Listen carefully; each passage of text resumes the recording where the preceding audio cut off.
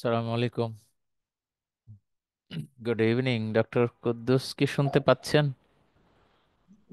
জি জি sir, শুনতে পাচ্ছি sir. পাচ্ছেন? আচ্ছা, স্ক্রিন দেখা যাচ্ছে। স্ক্রিন দেখা যাচ্ছে। দেখা যাচ্ছে স্যার। আচ্ছা, থ্যাংক ইউ। আমরা সময় মতো শুরু করি। যারা জয়েন করার পরে আস্তে আস্তে করলে চলবে। তো ডক্টর কুদ্দুস কি এমনি ইন্টারাকশনের জন্য রেডি আছেন তো, না এঙ্গেজ আছেন কোনো কাজে ব্যস্ত? একটু ফাঁকা আছে স্যার, রুগী ফাঁকা। দেখতেছি চেম্বারে তো তো আচ্ছা, দেখা যাক, রোগী দেখতে দেখতে শুরু করি, বাকিরাও আসুক। ডক্টর রশনি তো জয়েন করলেন দেখি। আচ্ছা, তো এমনি ফাঁকে ফাঁকে কথা বলেন আর কি, সুযোগ করে। ওই পিডিএফটা কালকে দিলাম, তো মনে হয় চোখ বোলানো কদ্দূর সম্ভব হয়েছে। এবং আমাদের আজকের যে টপিক এখানে খুব বেশি পুরনো কথা না, মানে সব কথাই আমরা কম বেশি শুনেছি, কিন্তু টপিক নতুন না। যেহেতু এটা একটা ফ্যামিলি মেডিসিনের সার্টিফিকেট কোর্স, সেই জন্য আমাদেরকে ফ্যামিলি মেডিসিনের আঙ্গিকে ব্যাপারগুলো ভাবতে হবে। তো সেটাই আমরা চেষ্টা করব, এবং প্রতিবারের মতো আমরা পেশেন্ট নিয়ে আলাপ করার চেষ্টা করব। এই জন্য ওই পেশেন্ট, যেমন আমরা চেম্বারে একজন পেশেন্ট দেখলে পেশেন্টের কথা বোঝা, ডেটা বের করা, ডেটাকে অ্যানালিসিস করা 10 থেকে 15 মিনিট তো কমপক্ষে লাগেই। কাজেই আমি যেভাবে ডিসকাশনটা করার চেষ্টা করি, সেখানে সামারি করা একজন পেশেন্ট প্রায় আপনাদের বলে থাকে, আপনারা খেয়াল করেছেন। এই যে পেশেন্টকে ভাবতে গেলে একটু সময় লাগে, হ্যাঁ, সেই জন্য অল্প কথায় শেষ হয় না, মানে ডিসকাশনগুলো। কিন্তু আমি যদি ওই একটানা বলা শুরু করি, আপনারা শুধুই শোনেন, এটি মোটামুটি 1 ঘন্টার মধ্যে সবকিছু শেষ হয়ে যেতে পারে। কিন্তু আমি ইচ্ছে করি এটাকে একটু ভিন্নভাবে ইন্টারেক্টিভ রাখার বা করার চেষ্টা করি। আশা করি যে আপনারা একটু পার্টিসিপেট করবেন আর কি, হ্যাঁ, যতটুকু সম্ভব হয়। মানে জাস্ট ডিসকাশনে শেয়ার করা। এমনি একমুখী বলে গেলে এটার বেনিফিট হয় না, এটা প্রমাণিত। সেই জন্যেই এই ইয়েতে থাকা আর কি, হ্যাঁ। তো সবাইকে শুভেচ্ছা, স্বাগতম আজকের সেশনে। আমাদের মাস্কুলোস্কেলেটাল ডিজিজেরই টপিক। তো ডক্টর কুদ্দুস, জানি না বলার মতো অবস্থায় আছেন কিনা, যে মাস্কুলোস্কেলেটাল বলতে আমরা কোন কোন সিমটম গুলো আসলে ফেস করি বা প্র্যাকটিসে, এরকম এখন এখন কি আলাপ করতে পারবেন আপনি? অথবা ডক্টর রোশনি যদি ফ্রি থাকেন, আপনিও অ্যাড করতে পারেন। মাস্কুলোস্কেলিটাল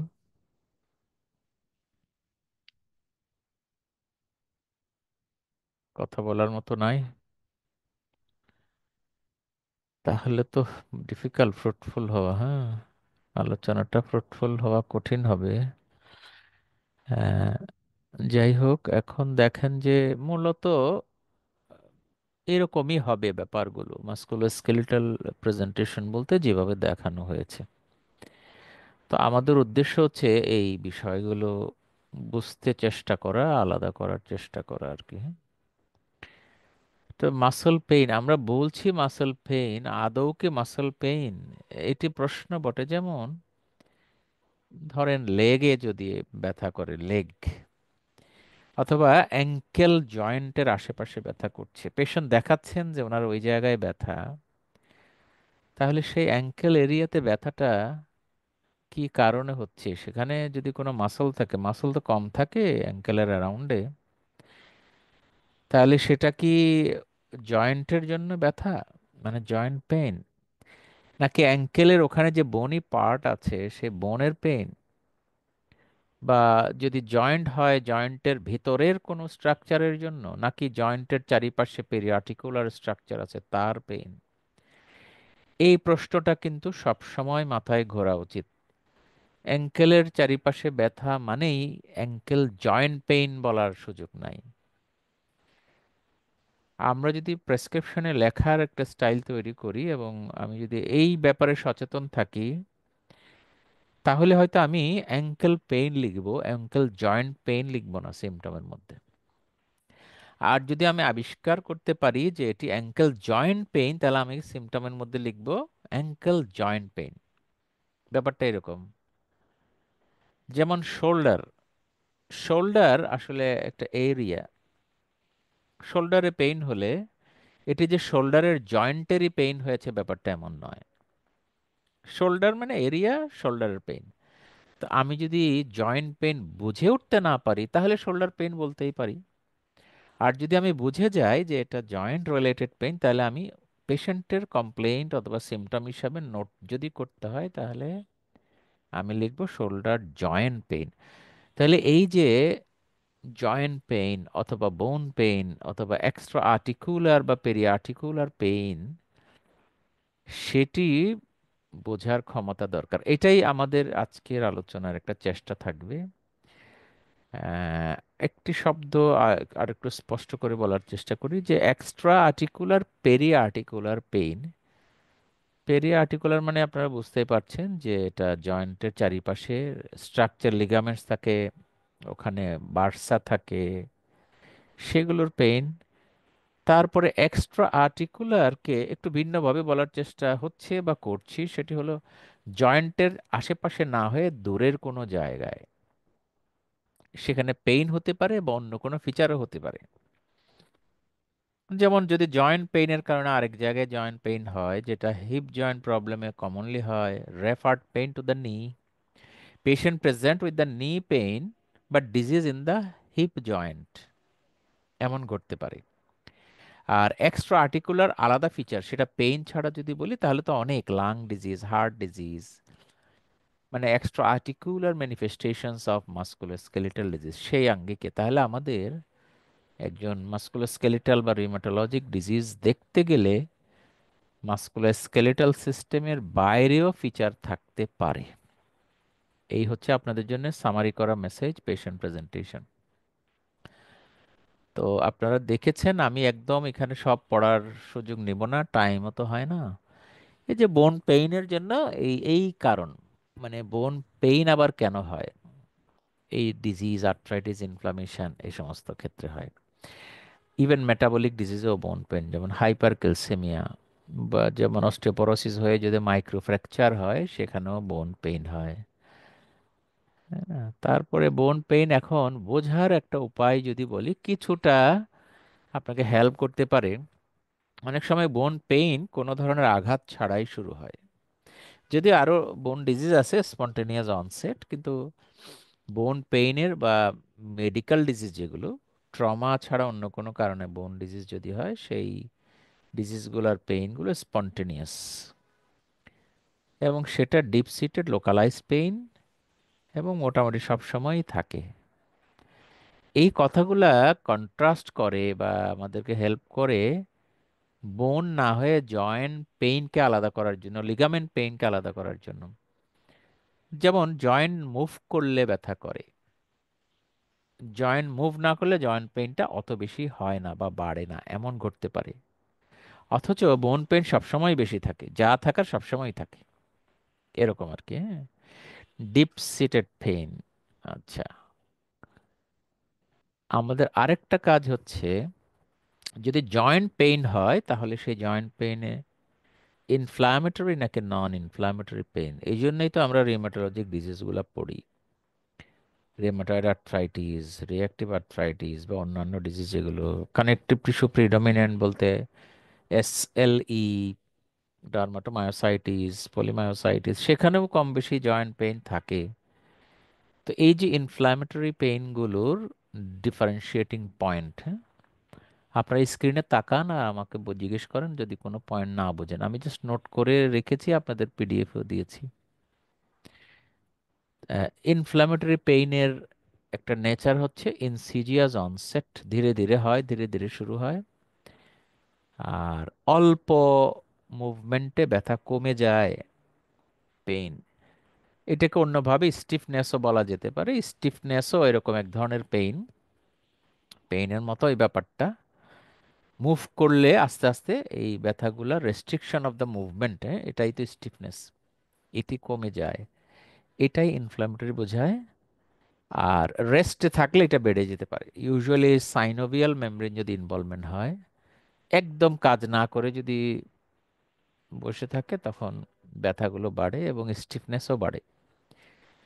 তাহলে একজন মানুষের যদি কোমরে ব্যথা করে, তাহলে আমাদের অবশ্যই মানে এই পার্থক্যটা বুঝে নেওয়া উচিত। এই কোমরের ব্যথা কি কোনো ইনফ্লামেটরি ডিজিজের জন্যে, নাকি মেকানিক্যাল পেইন? মেকানিক্যাল পেইন বলতে ওখানকার লিগামেন্ট আছে, বিভিন্ন ফাইব্রাস টিস্যু আছে, সেগুলোতে কোনো স্প্রেইন হয়েছে নাকি, এ ধরনের।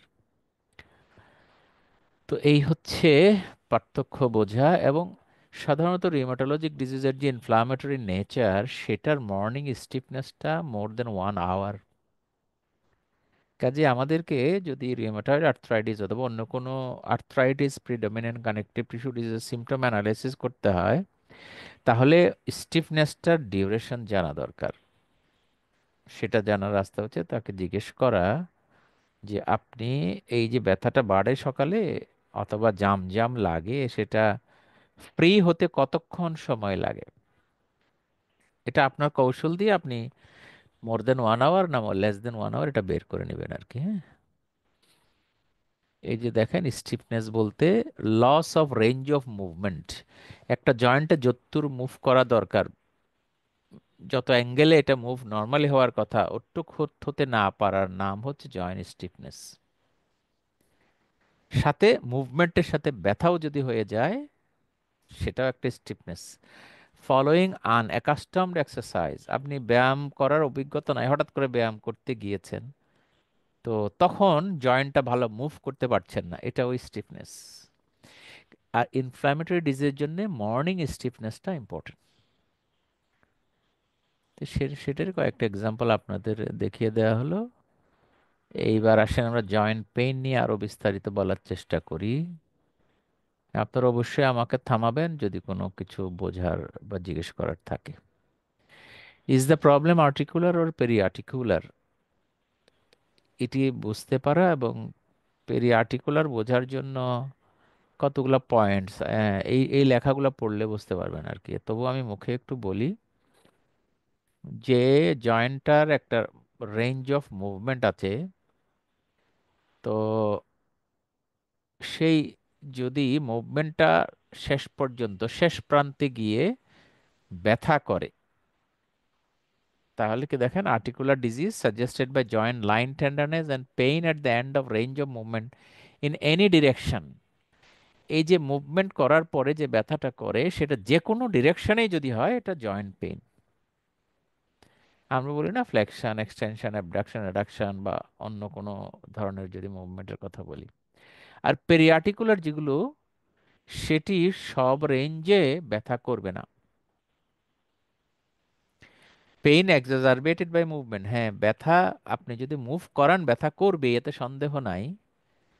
কিন্তু এখানে আরেকটা কথা অ্যাড করি, সেটি আপনাকে হয়তো এখানে লেখেনি, সেটি হলো রেজিস্টেড মুভমেন্ট। মানে হাত দিয়ে আমরা যেমন চেপে ধরি না একটা জয়েন্ট মুভমেন্টের সময়, সেটা চেপে ধরলে যদি ব্যথা বেড়ে যায়, জয়েন্ট নড়ছে না, কিন্তু চাপ দিয়েছেন আপনি, রুগীও ঠেলা দিচ্ছে, আপনিও চাপ দিচ্ছেন, ওই সময় যদি ব্যথা করে, সেগুলো পেরিআর্টিকুলার। তাহলে এইটা কিছু ক্লু পাওয়া গেল। আর ইনফ্ল্যামেটরি না মেকানিক্যাল, এটা তো আগেও বলেছি। তাছাড়া if periarticular, which structure is producing the pain, সেটিও বের করতে হয়। সেটা তার অ্যানাটমিক্যাল পজিশন হিসাবে আপনি বের করতে পারেন, লোকাল টেন্ডারনেস দেখে বের করতে পারেন। আর পেরিআর্টিকুলার প্রবলেমগুলো একটা স্পেসিফিক পয়েন্টে ব্যথা করে। কে একটু বলবেন কিনা এক্সাম্পল, পেরিআর্টিকুলার ডিজিজ জয়েন্টের ভিতরে না, পয়েন্ট টেন্ডারনেস পাওয়া যায়, কমন একটা ডিজিজ, বলবেন কি? এলবো জয়েন্টে যদি চিন্তা করেন, কেউ বলবেন? উম, আমার কথা কি এতক্ষণ শুনেছেন আপনারা? কেউ একজন একটু রেসপন্ড করবেন? শোনা যাচ্ছে শুনছি আমার কথা? স্যার, আদাব স্যার, স্যার, শোনা যাচ্ছে। আচ্ছা, ভালো। টেনিস আমি বলছি টেনিস যে elbow. Tennis elbow, tennis golfer's elbow, তাহলে টেনিস। এগুলো এগুলো peri articular problem. Peri articular problem, এবং সেটা চিকিৎসা ভেরি ভেরি সিম্পল। হ্যাঁ, মানে ইনজেকশন স্টেরয়েড আপনি দিতে পারেন। এখন যদি জয়েন্ট পেইন হয়, রেড ফ্ল্যাগ অর্থাৎ যে পেশেন্ট নিয়ে আমাদেরকে বেশি ভাবতে হবে, প্রয়োজনে রেফার করতে হবে, এগুলো হচ্ছে এই ফিচার, রেড ফ্ল্যাগ। হ্যাঁ, সবসময় রেড ফ্ল্যাগ থাকতেই হবে একটা ডিজিজের বা সিমটমের সাথে, থাকতে মানে আমাদের জানা থাকতে হবে। তাহলে এটি গেল জয়েন্ট রিলেটেড। যদি হয় তাহলে ইনফেকশন হয়েছে মনোআর্টিকুলার। বাংলাদেশের প্রেক্ষিতে আমি আবার পিছনে যে রাখি এখানে, সিঙ্গেল জয়েন্ট পেইন এবং সেটা যদি আর্থ্রাইটিস হয়, খেয়াল করেন, আমাদের দেশের প্রেক্ষিত না, মোটামুটি সব দেশেও ভাবে যে এটা ইনফেক্টেড জয়েন্ট। একিউট হলে acute bacterial arthritis single joint, আর যদি প্রেজেন্টেশন ক্রনিক থাকে তাহলে টিউবারকুলোসিস। এটি আমাদের সাউথ এশিয়ান পোর কান্ট্রির জন্য প্রযোজ্য। আর সেকেন্ড যেটা ভাবতে হয় সেটি হচ্ছে পলি আর্টিকুলার ডিজিজের হয়তো ইনিশিয়াল প্রেজেন্টেশন একটা জয়েন্ট দিয়ে শুরু হয়েছে, পরে পরে আরো অন্যান্য জয়েন্ট ইনভলভ হবে। এটা হচ্ছে এটার ফ্লেভার। আর মাল্টিপল জয়েন্ট পেইন হলেই মোটামুটি এটা বেশিরভাগ দেখা যাবে যে রিউমাটোলজিক ইনফ্লামেটরি ডিজিজ, এটা গুরুত্বপূর্ণ বেশি হয়ে ওঠে। আর ইনভেস্টিগেশন তো আপনারা জানেন, ইএসআর করা, সিআরপি করা, ফুল ব্লাড কাউন্ট করা। এবং যখনই এরকম মাল্টিপল জয়েন্ট ডিজিজ হয় তারই কিন্তু এক্সট্রা আর্টিকুলার ম্যানিফেস্টেশন থাকে। যেমন যদি আমরা কানেকটিভ টিস্যু এসএলই বলি, অথবা রিমেটয়েড আর্থ্রাইটিস একটা আর্থ্রাইটিস প্রিডমিনেন্ট ডিজিজ বলি, এগুলো তো মাল্টিপল জয়েন্ট প্রবলেম। কিন্তু এগুলোর আরেকটা নাম মাল্টি সিস্টেমিক ডিজিজ। তাহলে জয়েন্ট মাস্কুলোস্কেলেটাল সিস্টেম ছাড়া রিমেটয়েড আর্থ্রাইটিসে আরেকটা সিস্টেমকে ইনভলভ করেছে এমন কোনো এক্সাম্পল কি কেউ বলতে পারবেন? মানে অন্য জায়গায় ডিজিজ ইনভলভ হয়েছে, ইনফ্লামেটরি প্রসেস হয়তো আরেক জায়গায় হয়েছে। Rheumatoid arthritis, psoriasis conjunctivitis, scleritis. Scleritis, ভালো বলেছেন। লাং এ ফাইব্রোসিস। হ্যাঁ, লাং এ ফাইব্রোসিস, ভালো। তাহলে এটাও মাথায় রাখতে হবে, নাহলে তো আপনি রিউমাটোলজিক ডিজিজ চমৎকার ডায়াগনোসিসও করলেন, বুঝলেনও, আর লাং এটা বুঝলেন না, তখন আপনি একটু সমস্যায় পড়বেন। ম্যানেজমেন্ট করতে যে রেফার করা দরকার ছিল না, কি দরকার ছিল সেটা বুঝতে পারবেন না। হ্যাঁ, এই নিচে যেগুলো দেখাচ্ছি এগুলো সব মাল্টিপল জয়েন্ট প্রবলেমের এক্সাম্পল। দেখেন, তো এখন আমাদের এখানেও রেড ফ্ল্যাগ অবশ্যই থাকবে। রেড ফ্ল্যাগ অবশ্যই থাকবে, এই যে নিচে লেখা, অর্থাৎ যখনই একটা মারাত্মক অবস্থায় আছে বলে মনে হবে সেগুলো রেফার করা। এখন আসেন, আমরা যেভাবে বড় হয়েছি আমাদের দেশে, রিউমাটোলজিক ডিজিজ দেখলেই মনে হয় আমি রেফার করে দিব। এটা তো স্পেশালিস্টদের ব্যাপার, এইভাবে বসে থাকার দরকার বা চিন্তার দরকার নেই। প্রাথমিক চিকিৎসা আপনি দিতে পারেন। বিশেষ করে অস্টিও আর্থ্রাইটিসের চিকিৎসা তো রেফার করারই প্রয়োজন নাই, একদম শেষ মুহূর্তে। বাকিগুলো যেগুলোকে ইনফ্লামেটরি ডিজিজ বলা হচ্ছে সেখানে যেহেতু ডিএমআরডি ব্যবহার করতে হবে, এরপরে হয়তো বা টার্গেটেড থেরাপি বলে আরো অ্যাডভান্স মেডিসিন ইউজ করা লাগবে, সেই ব্যাপারে জিপিদের নলেজের একটু ঘাটতি থাকতে পারে, তখন আপনি রেফার করতে পারেন। কিন্তু এমনি রেফার করার আগেও তো নিজের একটা কাজ আছে, তাই না? ব্যথা কমানো। তো আজকের এই সিস্টেমের আলোচনায় কিন্তু ট্রিটমেন্ট ইজ ভেরি সিম্পল। ব্যথার ওষুধ দেওয়াই মূলত কাজ, আর কিছু ডিজিজকে মডিফাই করা, বাকিটা হচ্ছে আন্ডারস্ট্যান্ডিং কোন ধরনের ডিজিজ এটা বের করা। তো জয়েন্ট পেইনের সাথে সোয়েলিং থাকলে তো আমরা আর্থ্রাইটিস বলি। এখন সোয়েলিং আছে, অলমোস্ট এটাকে ধরে নেওয়া যায় এটা ইনফ্লামেশন। কেমন? তারপরে কিছু ক্লু এখানে দিয়ে দিলাম, আপনাদের পিডিএফ এ দেখবেন কি কি কারণে হয়। হ্যাঁ, synovial thickening, joint effusion, usually অস্টিওআর্থ্রাইটিসে হার্ড এবং বনি সোয়েলিং থাকে। এই ছবিটা খুবই চমৎকার। আপনার নিচের লেখাগুলো না দেখে শুধু এ বি সি ডি তাকান।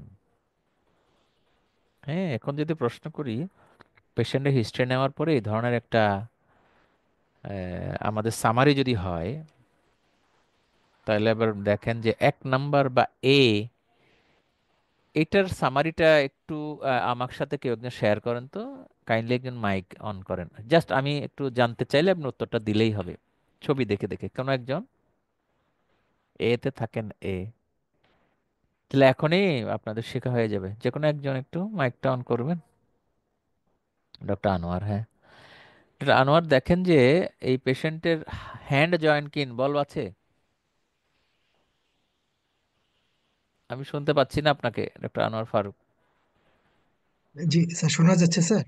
হ্যাঁ, এখন শোনা যাচ্ছে। হ্যালো। হ্যাঁ, শোনা যাচ্ছে। আশা করি বাকিরাও শুনছেন। এ, পেশেন্ট এ, ওনার কি হ্যান্ড জয়েন্ট ইনভলভমেন্ট আছে? জি স্যার, আছে স্যার। আছে। ওনার ভার্টিব্রাল জয়েন্ট মানে স্পাইনাল যে জয়েন্টগুলো সেখানে কি ইনভলভমেন্ট আছে? জি না স্যার। না। তাহলে আপনি এবার স্পাইনাল জয়েন্ট ইনভলভমেন্ট আছে সে ছবি বের করেন তো। হলো সিডি, সিডি। CD sir. জি স্যার। আবার বিতেও কিন্তু স্পাইনাল জয়েন্ট ইনভলভমেন্ট আছে, সেটা যদি একটু করে স্যাক্রোইলিয়াক জয়েন্টকে দেখানো হচ্ছে, খেয়াল করছেন? জি স্যার। জি তাহলে স্যার। তাহলে কি জিনিস দাঁড়ালো? দাঁড়ালো যে এ, ছবি এ, এটার সাথে একেবারে বড় একটা পার্থক্য অন্য অন্য মানে বি সি ডি এর বড় একটি পার্থক্য হচ্ছে এ গ্রুপের পেশেন্টের অ্যাক্সিয়াল জয়েন্ট ইনভলভমেন্ট হয় না। ঠিক হুম, আছে? জি স্যার। তাহলে এই ডিজিজটা কি? এ, এখন নিচের উত্তর মিলান। Rheumatoid rheumatoid arthritis. আর্থ্রাইটিস। এটি হলো একটা অবজারভেশন। যদিও রিউমাটয়েড আর্থ্রাইটিস একটু বিস্তারিত পড়লে আরেকটা জিনিস পাওয়া যাবে, সেটা হচ্ছে অ্যাটলান্টো অ্যাক্সিয়াল সাবলাক্সেশন। ওটা ওখানকার সাইনোভাইটিসের জন্য প্রবলেম কিন্তু, হ্যাঁ। তো ওটাকেও যদি আপনি জয়েন্ট ভাবেন, ওগুলো রেয়ারলি হবে, ভেরি আনকমনলি হয়। আর কমনলি হয় হ্যান্ড জয়েন্ট ইনভলভমেন্ট। আচ্ছা, এখন যদি হ্যান্ড জয়েন্ট ইনভলভমেন্ট ওয়ালা মিলান, এর সাথে কোনটা একটু কাছাকাছি আছে? স্পাইনটা বাদ দিলাম, স্পাইন থাকুক না থাকুক, একটু দেখেন ছবি। এর সাথে হ্যান্ড জয়েন্ট বি এর ইনভলভমেন্ট সাথে ওয়ালা যে বি। পাশাপাশি আছে বলে বি বলছেন। আমার তো মনে না হয় sir, D, D D D, এর এ সাথে বি সি বেশি ডি। মিলে। হ্যাঁ, ডি। বি। এর সাথে ডিটা কাছাকাছি কাছাকাছি মনে হচ্ছে, তাই না? জি স্যার। কিন্তু তাহলে এখানে হ্যান্ড জয়েন্ট আসলেই ওই যে স্পাইন দিয়ে আলাদা করে দিলাম। এখন ডিটা কোন ধরনের ডিজিজ? ডিটা অস্টিওআর্থ্রাইটিস। অস্টিওআর্থ্রাইটিস। তাহলে অস্টিওআর্থ্রাইটিসে এখানে স্পাইনাল জয়েন্ট ইনভলভমেন্ট আছে না, লাম্বার, আমরা বলি না লাম্বার স্পন্ডাইলোসিস, সার্ভাইকাল স্পন্ডাইলোসিস, এভাবে বলি। এটি যেমন একটা পার্থক্য, আরেকটি পার্থক্য হচ্ছে হ্যান্ড জয়েন্টের মধ্যে ইন্টারেস্টিংলি রিউমাটয়েড আর্থ্রাইটিসে ডিস্টাল ইন্টারফ্যালেঞ্জিয়াল জয়েন্ট একটাও ইনভলভমেন্ট নাই। লক্ষ্য করেছেন? জি স্যার। জি স্যার। এবার যদি আমি বি কেও যুক্ত করি, যদি অন্য ডিফারেন্স আছে কিন্তু সহজভাবে যদি বলি বি তেও হ্যান্ড ইনভলভমেন্ট আছে, ডি তেও হ্যান্ড ইনভলভমেন্ট আছে, সি তে আবার নাই, একদম নাই। জি স্যার। আচ্ছা, তো নাই হলে তো একটা পার্থক্য করা সহজ হলো। আছে আছের মধ্যে যদি পার্থক্য করতে হয়, সেই পার্থক্যটা হচ্ছে রিউমাটয়েড আর্থ্রাইটিসে ডিস্টাল ইন্টারফ্যালেঞ্জিয়াল জয়েন্টের ইনভলভমেন্ট হয় না। আচ্ছা। কাজেই হ্যান্ড জয়েন্ট ইনভলভমেন্ট হলেই রিউমাটয়েড আর্থ্রাইটিস হবে এমন নয়, এটাই বলতে চাচ্ছি। তাহলে আমাদের ফোকাস কি হবে? আমাদের ফোকাস হবে হ্যান্ড জয়েন্ট আর্থ্রাইটিস যদি হয়, ওই ডিস্টাল ইন্টারফ্যালেঞ্জিয়াল জয়েন্টকে টার্গেট করে জিজ্ঞেস করতে হবে আপনার এখানে ব্যথা আছে কিনা, এটা ফুল ছিল কিনা, এই। ঠিক আছে?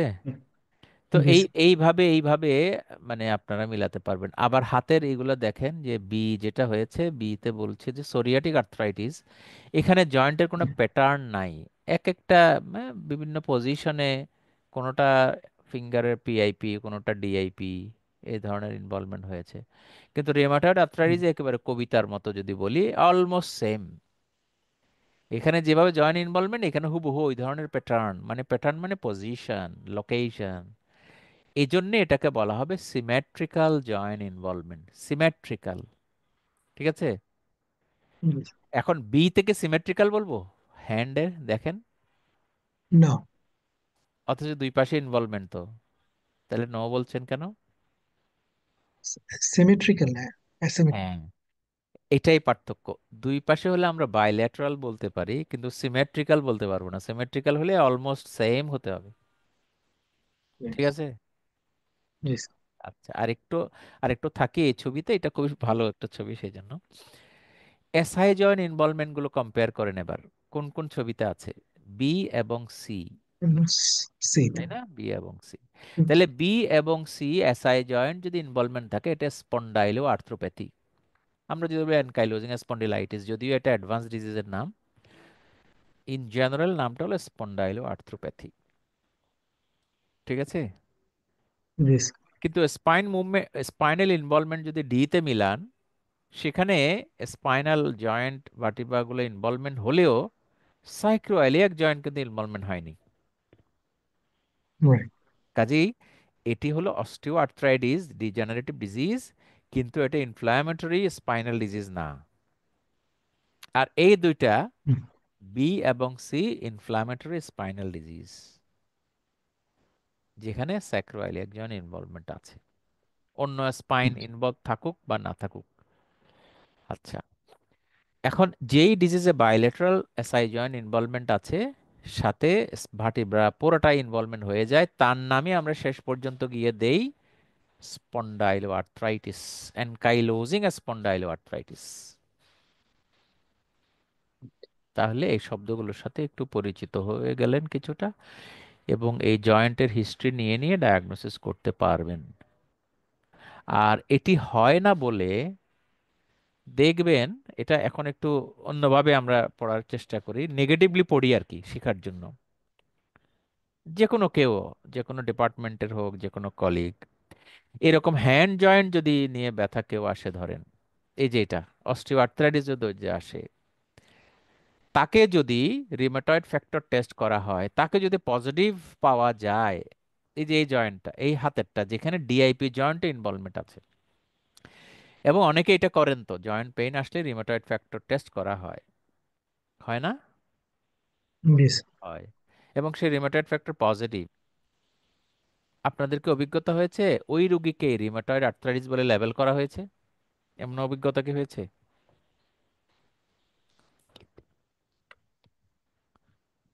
আশেপাশে দেখেছেন কিনা? কোনো অভিজ্ঞতা হয়নি? আমাদের হয়েছে, বা আমার হয়েছে। মানে রিমেটয়েড ফ্যাক্টর টেস্ট করতে গিয়ে বিপদটা হয়েছে, জি। এটা বলতে চাচ্ছি।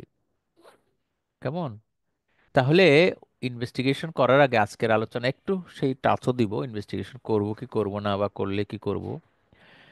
আমরা ইনভেস্টিগেশন করার আগে আমাদের লাইনটা খুঁজে নিতে হবে।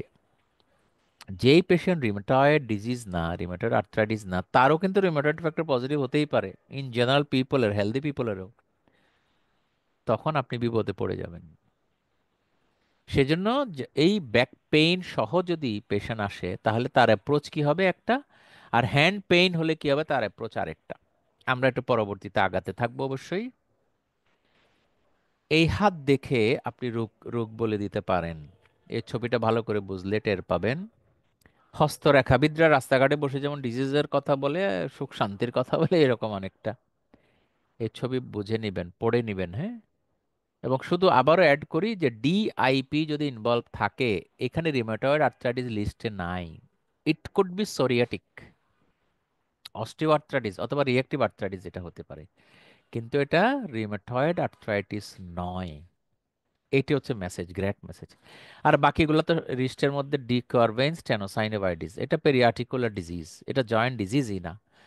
এবং সহজে বুঝতে পারবেন, এই রিস্ট জয়েন্ট পেইন হলেও এখানে পয়েন্ট টেন্ডারনেস পাওয়া যাবে, হোল জয়েন্টের চারিদিকে টেন্ডারনেস আপনি পাবেন না।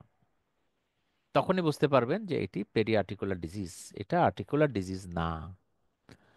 আর এটা একটা characteristic osteoarthritis first CMC, carpometacarpal joint. হ্যাঁ, চিটাগং মেডিকেল কলেজ, এইভাবে মনে রাখা আর কি, হ্যাঁ। এই যে ফার্স্ট কার্পো মেটাকার্পাল, এটার ইনভলভমেন্ট মানে অস্টিওআর্থ্রাইটিস। তাহলে এগুলো কতগুলো টিপস, আশা করি আপনারা এগুলো মনে রাখবেন। এখন আসেন ডিফর্মিটি। তো এটা তো দেখলে বুঝবেন অ্যাবনর্মাল শেপ, জয়েন্ট ডিফর্মিটি, আমরা বলি জয়েন্ট উল্টে গেছে, পাল্টে গেছে, এই তো। ফ্র্যাকচার হওয়ার পরে ডিফর্মিটি হতে পারে, জয়েন্টের বাইরেও তো হতে পারে, তাই না? এটা টেম্পোরারি ডিফর্মিটি অথবা পার্মানেন্ট ডিফর্মিটি। যাদের কনজেনিটাল ডিজিজ আছে ওটা তো পার্মানেন্ট ডিফর্মিটি, কেমন? আর যাদের ডিজিজ হয়ে একেবারে ডিফর্মড হয়, হ্যান্ড জয়েন্ট ডিজিজ হয়ে ডিফর্মিটি হয়েছে, নাম বলবেন কেউ অনেক বছর পর? রিমেটয়েড আর্থ্রাইটিস, হ্যান্ড জয়েন্ট ইনভলভমেন্ট হয়ে চিকিৎসা পাক বা না পাক অনেক বছর পরে ডিফর্মিটি হয়ে গেছে। কারো কি মনে আছে কোনো একটা নাম হ্যান্ড জয়েন্টের ডিফর্মিটি রিমেটয়েড আর্থ্রাইটিসে হয়? বলতে পারবেন কিনা? এটা অবশ্য ছবি দেখাচ্ছি না, কারণ এটা সোয়ান নেক ডিফর্মিটি যেটা সোয়ান স্যার। নেক ডিফর্মিটি, বাটনিয়ার ডিফর্মিটি, হ্যাঁ এগুলা ভালো বলেছেন। এইবার আসেন মায়ালজিয়া, মাসল পেইন। আচ্ছা, মাসল পেইনের সাথে সোয়েলিং যদি থাকে তাহলে আমরা কি বলবো?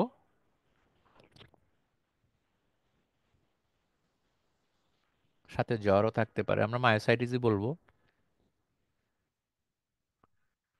কিন্তু চিন্তা করে দেখেন যে মাসল পেইন সোয়েলিং ছাড়াও হতে পারে।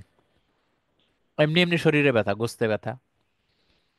আমাদের যে ডেঙ্গি পেশেন্ট মাসল পেইন বলেন, ওই পেইন কি ফোলা হয়? কি বলেন? সোলেন হয়?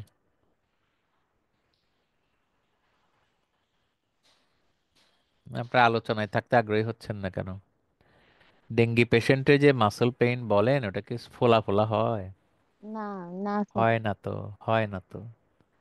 কাজে এই মাসল পেইন গুলো বেশিরভাগ ক্ষেত্রে সোলেন হয় না। যখন সোলেন হয় এটা হয়তো ট্রমা হয়েছে, হেমাটোমা হয়েছে, অথবা ওখানে কোনো ইনফেকশন ভর করেছে। কিন্তু ইনফেকশন ছাড়া যখন ইনফ্লামেশনও হয়, একটু সোলেন হতেও পারে, নাও পারে, বাস্তবে তাই। কিন্তু ওই এরিয়াটা টেন্ডার হবে, কেমন? ওই এরিয়াটা টেন্ডার হবে। আরেকটি কথা এখন মনে পড়লো, আমি শুরুতে বলিনি। কোনো একটা মাসল এরিয়াতে যদি ব্যথা করে, ধরেন কাফ মাসল অথবা ফোর আর্মের মাসল, সেই ব্যথার কারণ ওই মাসলের ডিজিজ ছাড়াও তো হতে পারে অন্য কোনো কারণে। একটু এক্সাম্পল যদি দেই, নেক প্রবলেম আছে, আমরা যদি বলি সার্ভাইকাল মায়োলোপ্যাথি, অথবা আমরা যদি বলি যে সার্ভাইকাল স্পন্ডিলোসিস, রুট প্রেসার দিয়ে ব্যথা তো হাতের আঙ্গুল পর্যন্ত চলে যেতে পারে। তো ওই জায়গায় তো রুগী ব্যথা দেখাতেই পারেন যে আমার হাতে ব্যথা, আর্মে ব্যথা। তো এটা এমন হতে পারে না আবার আর্মের বোনের পেইন, একটু আগে তো বললাম আর্মের বোন পেইন, বোনের তো অনেক ডিজিজ হয়েছে, ফ্র্যাকচার, ম্যালিগন্যান্সি, অনেক কিছু। তারপর ভিতরে মাসল আছে, মাসল পেইন, অথচ কোনোটারই ডিজিজ না আর্মের, অথচ আর্মে পেইন, এবং সেটা নার্ভের ব্যথা। এটা কিভাবে বুঝবেন? একটু কয়েকটা টিপস বলেন, টিপস মানে বুদ্ধি।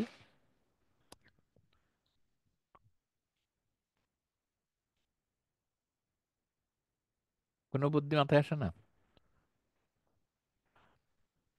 এটা তো এক ধরনের মানে রেফার্ড পেইনের মতোই বলতে পারেন, মানে ডিজিজ একদিকে, ব্যথা আরেকদিকে।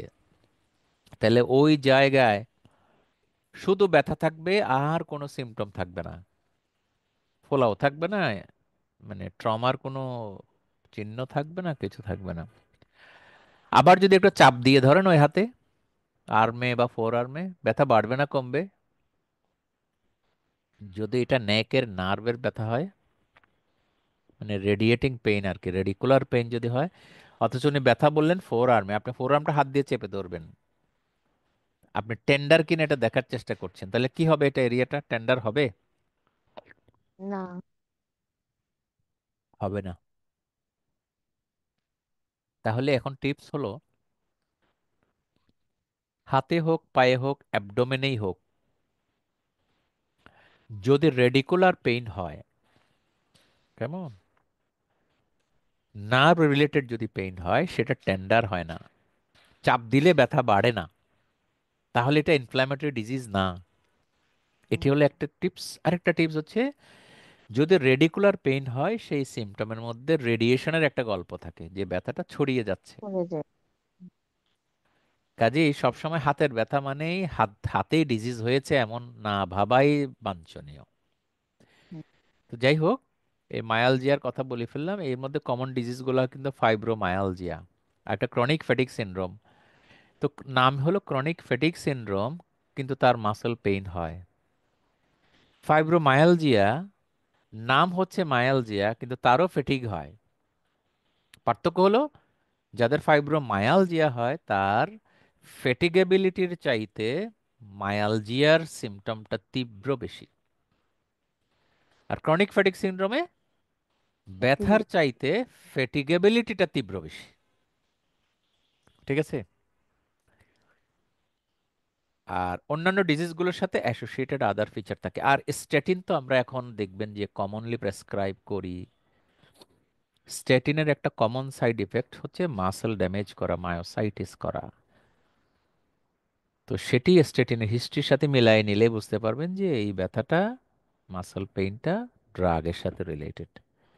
আর ইনফেকশন যদি থাকে মাসেলে, তো বলেই দিলাম, আপনিও তো বুঝেছেন, যেখানে সোলেন হবে, ওভারঅল ইনফেকশনের এরিয়া যদি বড় হয়, পেশেন্টের জেনারেলাইজ সিমটমও তো থাকবে, ফিভার থাকবে, এগুলো থাকবে। আচ্ছা, তো মাস্কুলোস্কেলেটাল ডিজিজকে যদি অ্যাপ্রোচ করতে হয়, আমাদের এরকম এতক্ষণ যা বললাম এগুলো একটু সামারি করা হলো আর কি। হ্যাঁ, আর্টিকুলার ডিজিজ কি না, অ্যাকিউট না ক্রনিক, ইনফ্লামেশন আছে কি নাই, তারপরে how many Joints involve, remember, মানে আমি যেভাবে কথাগুলো বলেছি প্র্যাকটিসে একেবারেই রোগীর হাতটা ধরে টেবিলে রেখে, যেটা আমি নিজেও করি আর কি, যে মা বা খালা বা বাবা যে আসুন, হাতটা টেবিলের উপর রাখেন, রেখে একেবারে আঙুল দিয়ে দিয়ে জয়েন্টকে ফোকাস করে করে বলতে হবে যে আপনার কি এই জয়েন্টে ব্যথা আছে, এই জয়েন্টে ব্যথা আছে। রুগীরা দেখবেন আপনাকে বিভিন্নভাবে এমন কিছু বলবেন, আপনি নিজেই পাগল হয়ে যাবেন, বুঝতেই পারছেন না। একবার বলবেন না এটা ছিল এখন নাই, আবার বলে যে না পুরো আঙ্গুলে এই ব্যথা, অথচ উনি গিরা ফুলে বসে আছে। তো গিরা ফুললে, জয়েন্ট ফুললে তো উনি আঙ্গুলে ব্যথাই বলবেন। এই জিনিসটা আলাদা করা দরকার। এবং কোন লিম্বের জয়েন্ট, এটা কি পায়ের, হাতের, নাকি ব্যাক পেইনের এসআই জয়েন্টের, এটি আপনাকে বের করতে হবে।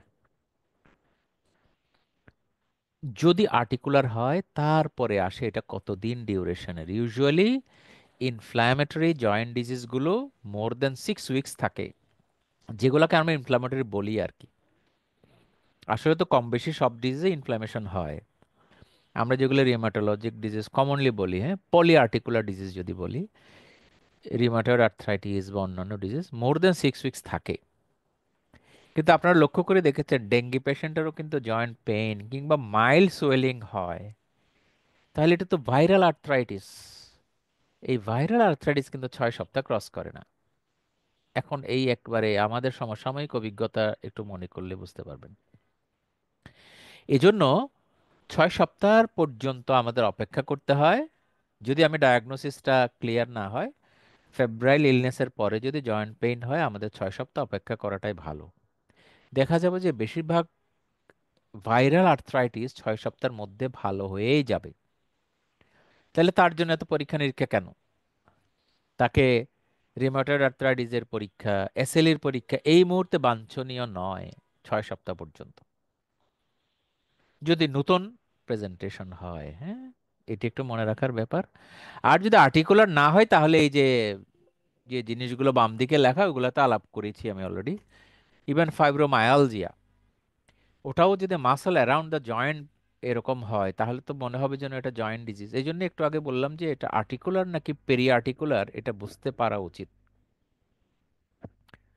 আচ্ছা, এখন এটা ক্রনিক না অ্যাকিউট বের করার পরে আমি পরের অ্যালগোরিদমে যাই। এই যে সিকোয়েন্সিয়ালি আর কি, এটা হ্যাঁ পরের ছবি স্লাইডে আনার জন্য ভাগ করে ফেলা হয়েছে। যদি জয়েন্ট ডিজিজ হয়, ওই সেই জিনিসটা ইনফ্ল্যামেটরি আছে কি নাই, এটা হলো clinical history examination plus investigation. ইনভেস্টিগেশনে মেইনলি ইএসআর অথবা সিআরপি, এটা বাড়লেই তো আমরা বুঝি যে এখানে ইনফ্ল্যামেশন চলছে। কিন্তু এগুলো যদি না থাকে, তাহলে এটা নন ইনফ্ল্যামেটরি আর্থ্রাইটিস। এবং নন ইনফ্ল্যামেটরি আর্থ্রাইটিসের একটা বড় এক্সাম্পল হলো অস্টিও আর্থ্রাইটিস। এছাড়া বাকি বাম দিকে যেগুলা, মানে এখানে আলাদা করার ফিচার আর কি, ডিআইপি তে ইনভলভমেন্ট, তারপরে কার্পো মেটাকার্পাল 1, একটু আগে বললাম না, সিএমসি, হিপ জয়েন্ট, নি জয়েন্ট, এই বড় বড় জয়েন্ট যখন ইনভলভমেন্ট থাকে তখন এটা হবে অস্টিও আর্থ্রাইটিস। আর সেগুলো যদি ইনভলভমেন্ট না থাকে, এইভাবে অ্যারেঞ্জমেন্ট করা না হয়, তাহলে বাকিটা নাম অন্য কিছু, অন্য ধরনের আর কি, আদার দেন অস্টিও আর্থ্রাইটিস। তো যেগুলো আমরা কমনলি দেখি না, তবে মোস্ট ইম্পর্টেন্ট যেটা কমনলি দেখি অস্টিও আর্থ্রাইটিস। তাহলে এটা কারা? এটা হলো ইনফ্ল্যামেটরি ফিচার ছাড়া। এখন যদি ইনফ্ল্যামেশন সহ থাকে, তারপরে আমরা জয়েন্ট এরিয়াগুলো ইনভলভমেন্ট সংখ্যা গুনে গুনে এইভাবে আলাদা করেছি আর কি। ওখানেই অলিগো আর্টিকুলার, পলি আর্টিকুলার এইভাবে ভাগ করা হয়েছে। হ্যাঁ, তো এটি আপনারা, আমি আর বললাম না, বাকি অ্যালগোরিদম নিজে পড়ে এটা বুঝে নিতে পারবেন, পড়ে বুঝে নিতে পারবেন। আচ্ছা, ওই একই ছবিকে একসাথে এনে দিয়েছি আপনাদের পিডিএফ এ, এইটা দেওয়া আছে আর কি। হ্যাঁ, ওই এক পেজে আপনার পড়ার। আরো যদি সহজ করতে হয়, আপনি এত সিরিয়াস পড়তে চাচ্ছেন না বা পারবেন না বা এত সময় নাই, কত আর পড়বো, এরকম মানসিকতার হলে এগুলাকে আরেকটু সহজ করে আর্টিকুলার, পেরি আর্টিকুলার, ইনফ্ল্যামেটরি, নন ইনফ্ল্যামেটরি। আর নন ইনফ্ল্যামেটরি মানে হলো অস্টিও আর্থ্রাইটিস, কমন ডিজিজ হিসাবে বলছি আর কি, জিপিদের জন্য এভাবে ভাবা ভালো। আর হাইপোথাইরয়েডিজম একটা।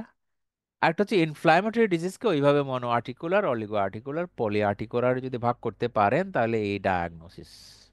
আর এখানে আপনি চিকিৎসা যেটা দিতে পারবেন দিবেন, নাহলে রেফার করেই দিবেন রিউমাটোলজির কাছে আর কি, আসলে রিউমাটয়েড আর্থ্রাইটিস। কিন্তু আপনি তো ধারণা করলেন। আবার এটা যদি এমন হয় আপনি ধারণাও করলেন, ইনভেস্টিগেশনও জানেন এবং ট্রিটমেন্টও জানেন, তাহলে কেন আপনি রেফার করবেন? এই হলো প্রশ্ন।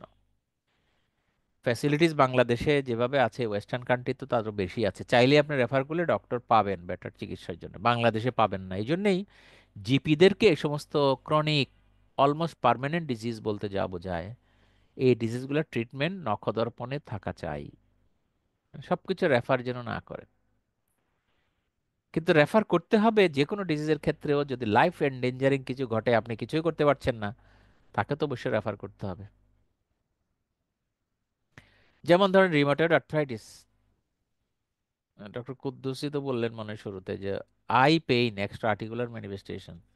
স্ক্লেরাইটিস, পেশেন্ট চোখে দেখতে পাচ্ছেন না, এটা তো জিপি হিসাবে আপনি হ্যান্ডেল করতে পারেন না, তার চোখে দেখতে পারেন না, চোখ বাঁচানোর জন্য অফথেলমোলজিস্টের কাছে পাঠাতে হবে।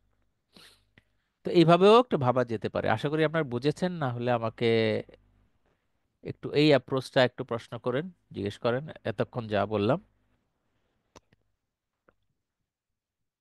বুঝছি, বুঝছি স্যার।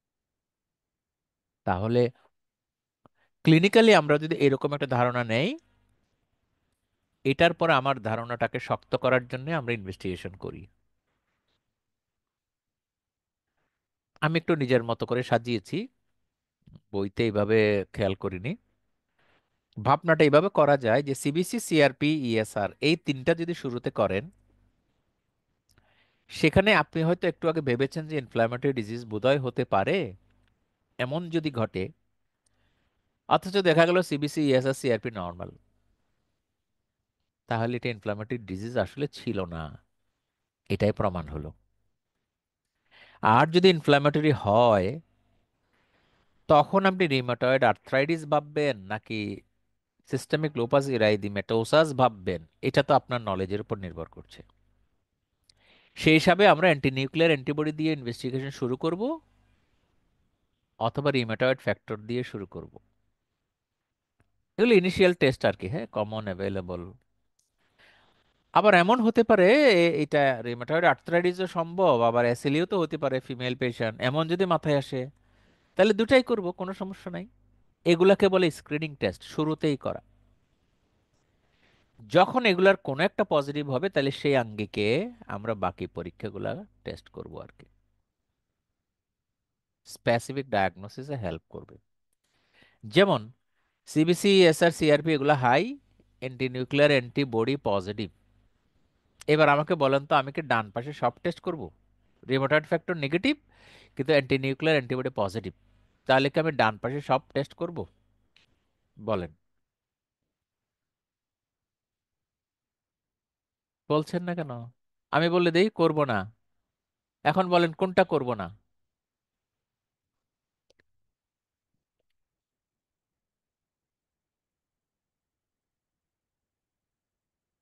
আপনারা বুঝতে পারছেন না নাকি? তাহলে এই জায়গায় একটু ইনফরমেশন ঘাটতি আছে মনে হচ্ছে আপনাদের। জি স্যার। আপনি অ্যান্টিনিউক্লিয়ার বলে যাচ্ছেন। অ্যান্টিনিউক্লিয়ার অ্যান্টিবডিগুলো হলো কানেকটিভ টিস্যু ডিজিজগুলার, বিশেষ করে এসএলই, সিস্টেমিক হুম, স্ক্লেরোসিস, এগুলাকে ইন্ডিকেট করার জন্য। হুম, আর্থ্রাইটিস যেগুলো একেবারে গিরা জয়েন্ট ফুলে ফুলে বড় হয়ে গেছে সেগুলোর জন্য না। কাজেই এএনএ যদি পজিটিভ হয় তাহলে আমাদের প্রথমত কমন ডায়াগনোসিস হিসাবে এসএলই এটাই মাথায় আসবে, হুম, সাথে অন্যান্য ডিজিজ। ওই অন্যান্য ডিজিজের মার্কারগুলোকে একসাথে ইএনএ প্যানেল বলা হয়। সেগুলা দেখাবো আজকে আমরা। তাহলে আমরা এই নিচের দুইটা করব, এনটিসিসিপি করব না। এনটিসিসিপি রিমাটয়েড ফ্যাক্টর পজিটিভ হলে এটা করার মানে জাস্টিফাইড বেশি, যদিও ব্যতিক্রম আছে। আবার আপনি যদি নিজে কনফিউজড হয়ে পড়েন এটা কি রিমাটয়েড আর্থ্রাইটিস নাকি এসএলই, রোগীকে বারবার পরীক্ষা না করিয়ে আপনি চাইলে হয়তো এই এনটিসিসিপি সহ করতে পারেন। এটি দক্ষতা এবং মোরালিটির হুম, উপর নির্ভর করে। মোরালিটি বলতে এই জন্য যে আমি বোঝার চেষ্টাই করলাম না, হাতে জয়েন্ট পেইন নিয়ে আসলো, ধরো এইটা তো এই রিউমাটয়েড বা কিছু একটা, দাও পরীক্ষাগুলা, ইনভেস্টিগেশন ছাপানো কাগজ আছে, আপনি মার্ক করে দিলেন দিলেন দিলেন। এইটা তো এক ধরনের মানে ইরেশনাল, ইমোরালও হতে পারে। তাহলে আমার ডাক্তারি নলেজটা কাজে লাগলো না আর কি। এভাবেই বলছি। কাজে আমাদের চিন্তাটা এভাবে আমরা গুছিয়ে নেব। হ্যাঁ, এইখানেই দেখেন যে মাস্কুলোস্কেলিটাল সিস্টেমের ডিজিজগুলো কিভাবে মাস্কুলোস্কেলিটালের বাইরে ইনভলভ করে ফেলে সেটাও দেখতে পাচ্ছেন। যেমন ডার্মাটোলজিকে ইনভলভ করেছে, তাই না? চোখ, এই যে আইবলকে ইনভলভ করেছে, এরকম। হ্যাঁ, এবার একটু একটু এরিয়া এরিয়া ভেদে দেখেন। থাম্ব পেইন মানে আরো অনেক ডিজিজ তো হতেই পারে, কিন্তু আমি বিভিন্ন সোর্স থেকে নিয়ে গ্যাদার করেছি আর কি। মোটামুটি এই কয়েকটা ডিজিজ হলেই বোঝা যায়। ট্রিগার ফিঙ্গার অবশ্য থাম্ব ছাড়াও হয়। হ্যাঁ, তাহলে থাম্বের গোড়ায় যদি হয় এটা হলো ডিকোয়ারভেন্ট ট্যানোসাইনোভাইটিস, আর থাম্বের গোড়ায় ওই যে যেটা বিগ জয়েন্টটা আছে, ফার্স্ট সিএমসি, এটা হলো অস্টিও আর্থ্রাইটিস। পেশেন্টদের থাম্ব পেইন নিয়ে কমপ্লেন করে, এর মধ্যে ভাবা যায়। রিস্ট পেইন হলে এইগুলা নিয়ে ভাবতে হবে মূলত। আরও তো থাকবে, এই দুইটা কমন, এই দুইটা ভাবতে হবে। তাহলে এগুলো আপনার পড়ার দায়িত্ব। হ্যাঁ, এখানে তো আর রিমাটোলজির সব টপিক বলা হচ্ছে না, আপনাকে জাস্ট টাচ করে হিন্টস দেওয়া হচ্ছে, ওই হাতের সাথে মিলাই নিতেই পারেন। হ্যাঁ, এইখানে হলো কার্পাল টানেল এই যে রিস্টে, আর বাকি তো রিমাটয়েড আর্থ্রাইটিস অন্যান্য disease। এই ছবিতে আপনার অবজারভেশন কি একটু বলবেন? দেখে কি মনে হচ্ছে অ্যাবনর্মালিটিস? স্যার সোয়ার নেক ডিফর্মিটি ইনফ্ল্যামেটরি। স্যার। ডিফর্মিটি আছে মনে হচ্ছে। জি স্যার। আর হুম, হচ্ছে স্যার আর কি? এটা স্যার রিমোটেড হ্যান্ড স্যার। হ্যাঁ, হুম, ডিফর্মিটি থাকলে তো রিমেটেড হ্যান্ডই হবে। জি স্যার। আসলে সোয়ান নেক, বাকির একটু দেখে বলেন তো। ওই যে আঙুলগুলা বেঁকে গেছে বলে সোয়ান নেক হয়েছে মনে হচ্ছে, তাই না? স্যার বাটনিয়ার ডিফর্মিটিও আছে স্যার, আলনার ডেভিয়েশনও আছে। বাটনিয়ার আছে বলে মনে হচ্ছে, হ্যাঁ এটা ঠিকই। কিন্তু এটা আমাকে পাজল করে দিতেই পারে। যদি ওনার রিমেটয়েড আর্থ্রাইটিসের ফিচারগুলো না থাকে, এরকম যদি হ্যান্ড থাকে, পাশা টেন্ডন শর্টেনিং হয়ে এই ধরনের একটা কোঁকড়ানো কোঁকড়ানো ভাব হয়ে যেতে পারে। আচ্ছা, আমি যদি বলি, ডক্টর ইমন বলবে নাকি যে স্কিনটা দেখতে কিরকম? স্কিনটা স্যার একটা মানে এটা একটা অয়েলি লুক দিচ্ছে, এটা আর একটা কারণ হতে পারে স্যার, এটা মানে ডার্মাটোলজিক্যাল কজ স্যার এটা। না, এটা প্রাইমারি স্কিন ডিজিজ না, এটা হচ্ছে শাইনি স্কিন। শাইনি শাইনি বলে এই জন্য মনে হচ্ছে যেন স্কিনে ভেজলিন মাখাই আসছে। না অনেকে স্যার, আসতে পারে স্কিনের কোনো ডিজিজ আছে স্যার, সেটা মনে সেটা হচ্ছিল, কিন্তু আসলে এটা হচ্ছে, হাইপার হাইড্রোসিস আমার কাছে মনে হচ্ছে স্যার। না না, এটা তো লাইট রিফ্লেকশন করেছে। এই যে এটা না, লাইট রিফ্লেক্স করেছে। কিন্তু আমাদের এই দেখে দেখে অভ্যস্ত হতে হবে যে এটা shiny skin and tight skin, এ দেখার অভ্যাস, ফিল করার আগেই বুঝে বুঝে যাবে যে আমরা এটা এরকম টাইট স্কিন দেখেছি। এবং টাইট স্কিনের সাথে যে ডিজিজটা ইনভলভ সেটার নাম হলো সিস্টেমিক স্ক্লেরোসিস। বোঝা গেল এবার? তাহলে এই ধরনের হ্যান্ড দেখে আমি রিউমাটয়েড আর্থ্রাইটিস ভাবলেও আসলে এটা রিউমাটয়েড আর্থ্রাইটিস না, এটা হচ্ছে সিস্টেমিক স্ক্লেরোসিস। ওই যে স্ক্লেরোড্যাকটাইলি বলা হলো। এইবার যদি আমি টাচ করি দেখা যাবে যে স্কিন টাইট, টানলে উঠে না উপরের দিকে। বোঝা গেল এবার? তখন ডিজিজ হয়ে যাবে সিস্টেমিক স্ক্লেরোসিস। আর যদি হিস্ট্রি আর একটু ভালো করে নেই, ওনার দেখা যাবে যে জয়েন্টগুলোর হিস্ট্রি টিপিক্যাল না, বিআইপি ডিআইপি। যেমন ডিফর্মিটি হয়ে গেলে আমাদের মনে হতে পারে ডিস্টাল ইন্টারফেরেন্সিয়াল জয়েন্ট ইনভলভ বোধহয় হয়েছে, আসলে হয়নি। ওখানকার ফাসাগুলো, ওখানকার টেন্ডনগুলোর ইনভলভমেন্ট হওয়ার কারণে টান খেয়ে ওই ডিস্টাল জয়েন্টটা বেঁকে গিয়েছে, কিন্তু ওই ডিস্টাল জয়েন্ট কিন্তু ফুলে নাই। এটা হচ্ছে রিউমাটয়েড আর্থ্রাইটিসের ক্ষেত্রে আর কি, হ্যাঁ। আর এইখানে যে জয়েন্টগুলো হয়, এখানে কিছু কিছু জয়েন্ট ইনফ্লামেশন যেমন হয়, সাথে সাথে স্কিন এবং অন্যান্য লিগামেন্টেও পরিবর্তন আসে, এই জন্য এই ধরনের কোঁকড়ানো হয়ে গিয়েছে। কাজে এই ছবিটা দেখেই রিউমাটয়েড বলাটা কঠিন হয়ে যাবে। সাথে যদি আমি স্কিনের ফিচার পাই তখন কিন্তু এটা systemic sclerosis. But specialist point of view আর কি, হ্যাঁ, অনেক সময় এই রিউমাটোলজিক ডিজিজগুলো ওভারল্যাপ থাকে, এটাকে বলে ওভারল্যাপ সিনড্রোম, মানে দুই ডিজিজের ফিচার আর কি। তবে আমরা ওইভাবে আপাতত জিপি লেভেলে বা ফ্যামিলি ফিজিশিয়ান লেভেলে ওইভাবে না ভেবে প্রাইমারি এক একটা ডিজিজ নিয়ে ভাবার চেষ্টা করি। এখন যদি এমন হয় তাহলে আমাদের সিস্টেমিক স্ক্লেরোসিসের অন্যান্য ফিচারের দিকে তাকাতে হবে। চেহারার দিকে তাকালে কি পাওয়া যাবে, কেউ কি একটু বলবেন? এরকম হাত দেখার পরে ডায়াগনোসিস আমি ভাবছি সিস্টেমিক স্ক্লেরোসিস।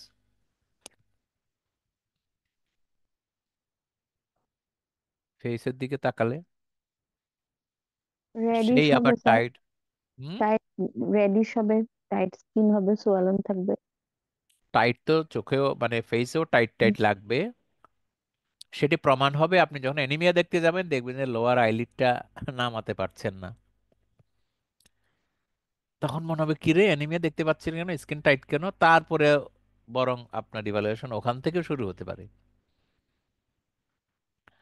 তারপর শাইনি তো আছেই, হ্যাঁ, কপাল একটু কোঁচকানো কোঁচকানো থাকে না, কোঁচকানোর পরিমাণ কমে গিয়েছে, এমনও মনে হতে পারে। ফেসের মধ্যে টেলেনজাইক্টেসিয়া থাকতে পারে। এবং মাউথের দিকে তাকালে মাউথ করোগেটেড হতে পারে।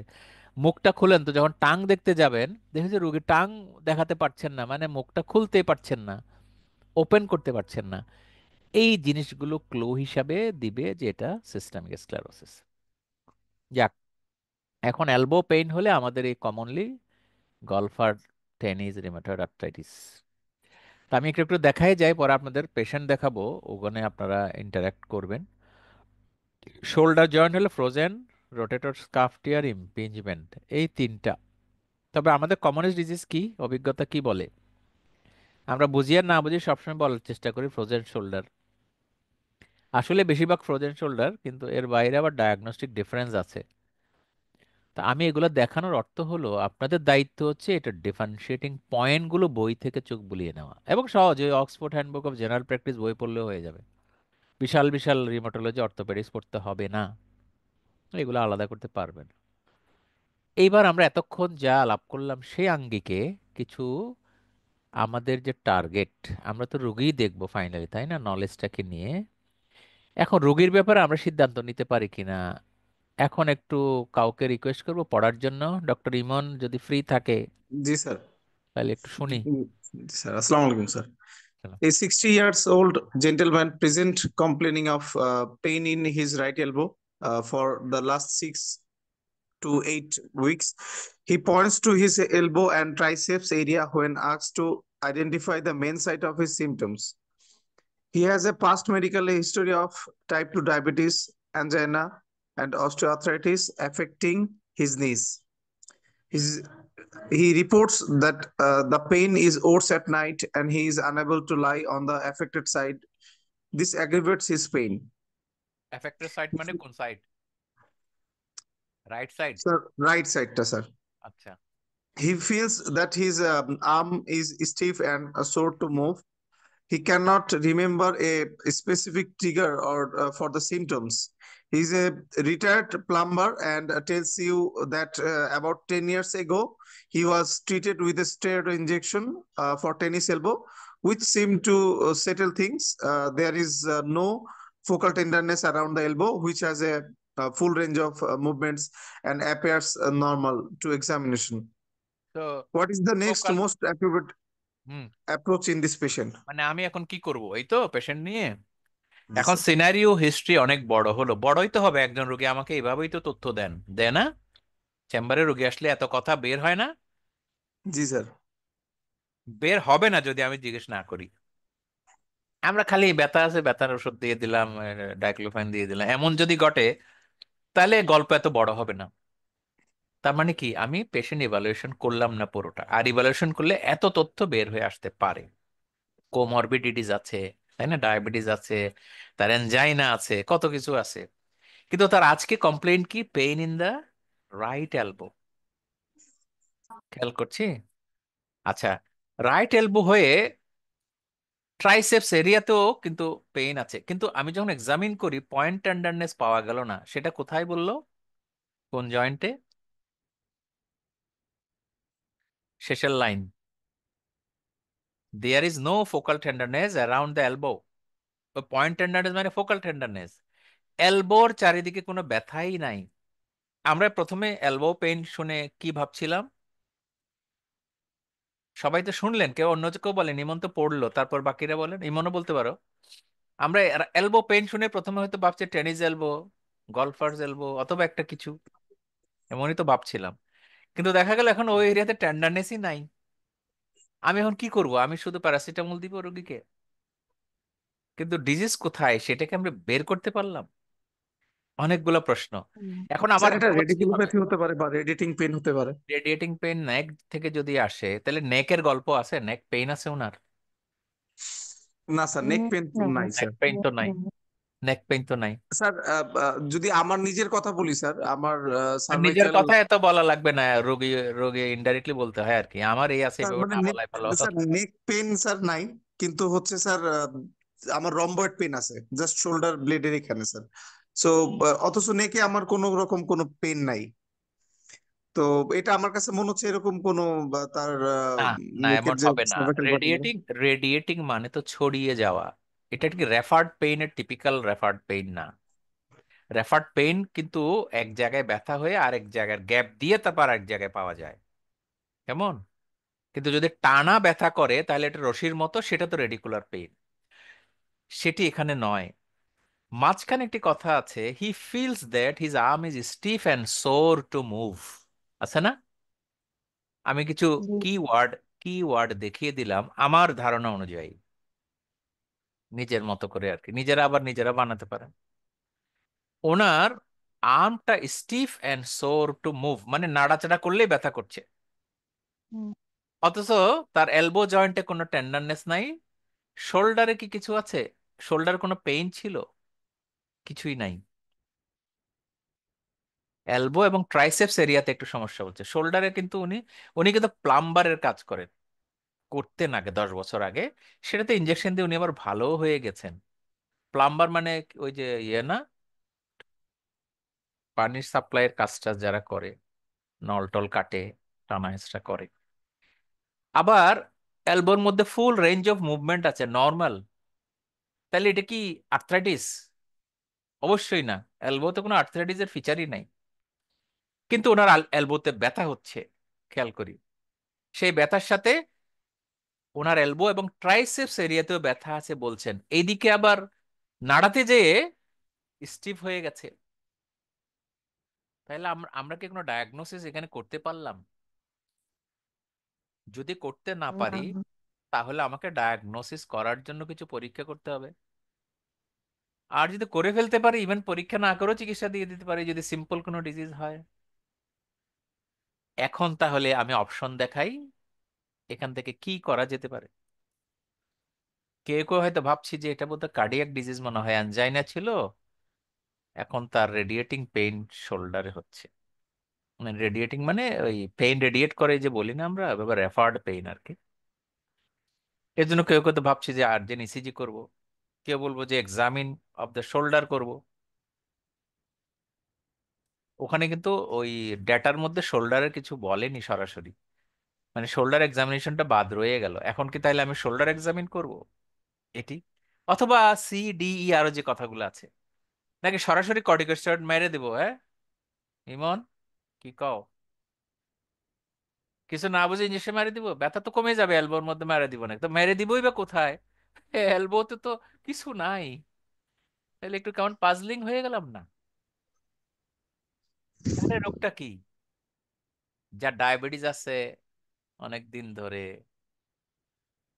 অথচ তার ডান পাশে ব্যথা, রোগীও বললেন যে উনি শুইলে ওই পাশে ব্যথা করে। স্যার মাস্কুলোস্কেলেটাল আল্ট্রাসাউন্ড করবো স্যার। আল্ট্রাসাউন্ড করে কি ডিজিজ আবিষ্কার করার স্বপ্ন দেখছি? এখানে আছে অপশন জি স্যার, রিকোয়েস্টে musculoskeletal ultrasound of the elbow. Ultrasound elbow, হ্যাঁ মাস্কুলোস্কেলেটাল করেই কি ডিজিজ এলবো থেকে আবিষ্কার করছি আমরা? স্যার কোনো মায়োফেশিয়াল পেইন সিনড্রোম আছে কিনা sir? Myofascial pain syndrome around the elbow, এটা ভাবছি তাই না? জি কিন্তু স্যার। ওনার ব্যথাটা এলবোতে যেমন আছে ট্রাইসেপস এরিয়াতেও আছে, এবং উনি ওই স্টিভ, ওনার হাত নাড়াতে পারেন না, আর্ম নাড়াতে পারছেন না। কিন্তু এখান থেকে ক্লু নিতে হবে যে ওনার শোল্ডারেও মতো কোনো সমস্যা থাকতে পারে। তাহলে এই পুরো সিনারিওটা কি ধারণা দিতে পারে? আমি যদি এবার উত্তর দেখাই, সবাই একটু দেখি। আমাকে এখন শোল্ডার এক্সামিন করতে হবে এত গল্পের পর। কেন শোল্ডার? এলবোতে আসলে কোনো ডিজিজ নাই, ফুল রেঞ্জ অফ মুভমেন্ট তো ঠিক আছে, তাইলে আমি বারবার আল্ট্রাসাউন্ড এখানে এলবোতে করতে যাব কেন? বোঝাতে পারছি এবার ডক্টর ইমন? জি মানে স্যার। যেখানে যেখানে আমার ক্লিনিক্যাল সিম্পটম এবং সাইনের কোনো লেশ মাত্র আমি পাচ্ছি না, শুধু রোগী বলেছে এখানে ব্যথা করছে আর কিছু নাই, উনি হয়তো দেখাচ্ছে যে রাইট এলবোর দিকে ব্যথা, অথচ এই ব্যথাটা ট্রাইসেপস এরিয়াতেও আছে। কাজে রোগী ওখানে দেখিয়ে দিয়েছেন মানেই যে ব্যথা হচ্ছে তা তো না, আমি তো এক্সামিন করে দেখলাম ওখানে কোনো ব্যথা নাই। তাহলে এটা শোল্ডার রিলেটেড কোনো ডিজিজ যেটা গোপন রয়েছে, আমরা এখন আবিষ্কার করব। তাহলে মোর লাইকলি ডায়াগনোসিস কি হবে এটার? যদি শোল্ডারে নিশ্চয়ই কিছু পাওয়া যাবে যেখানে স্টিফ হয়ে আছে অথচ সোলেন জয়েন্ট নাই কোথাও, তার ব্যাকগ্রাউন্ডে টাইপ 2 ডায়াবেটিস আছে, ইসকেমিক হার্ট ডিজিজও আছে। এই হচ্ছে নলেজের পরীক্ষা। কেমন?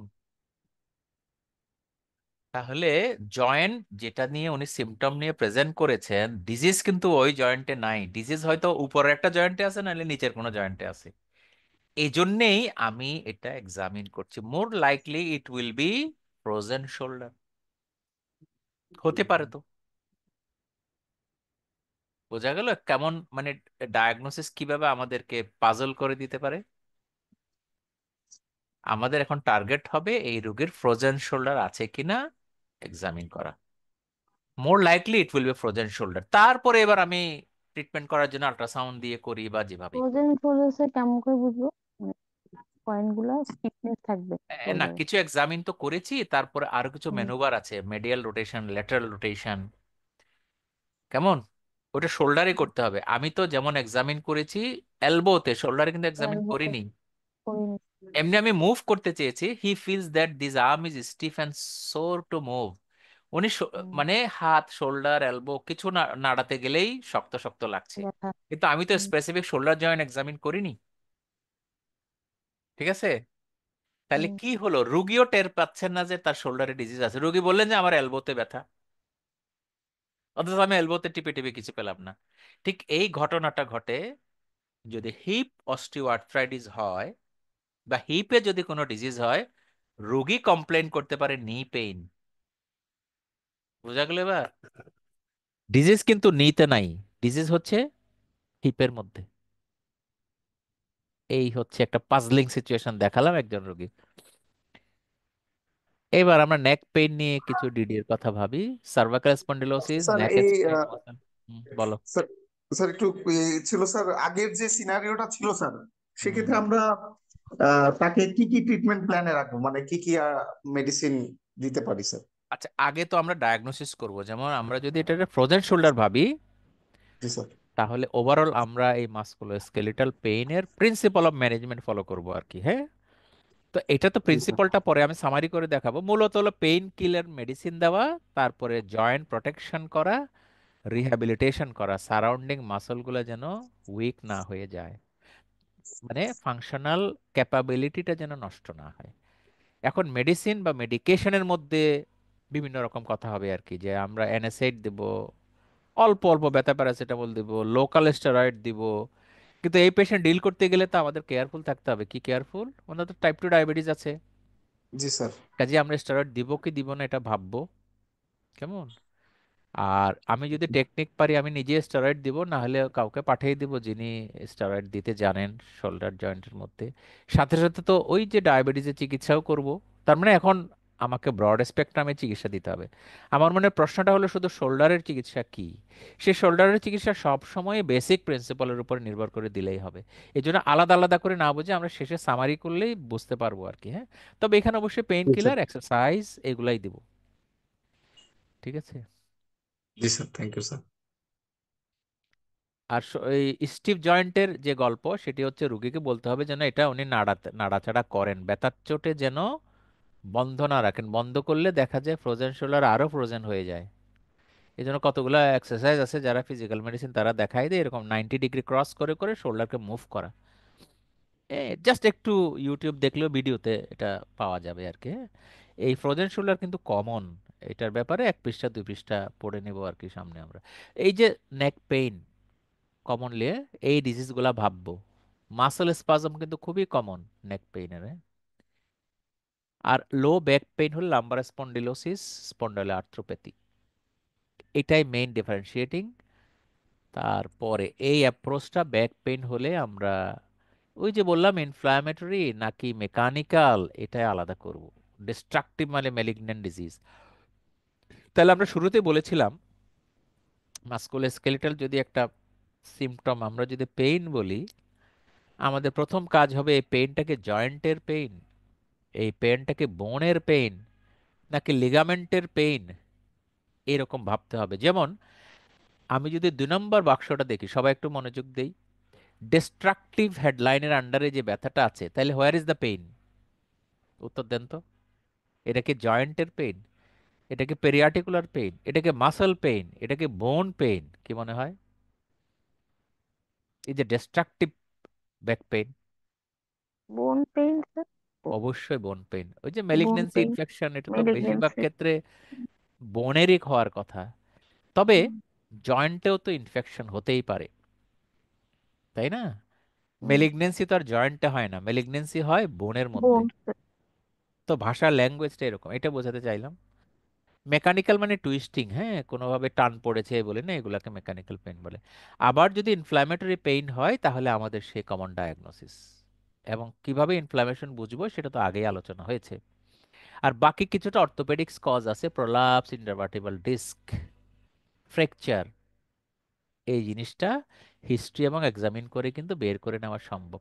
তবে সবচেয়ে এখন সেই রেড ফ্ল্যাগ যদি বলি, লো ব্যাক পেইনের রেড ফ্ল্যাগের একটা লিস্ট আছে, পিডিএফেও আছে, এখনো দেখাবো, আলাপ করবো না বেশি।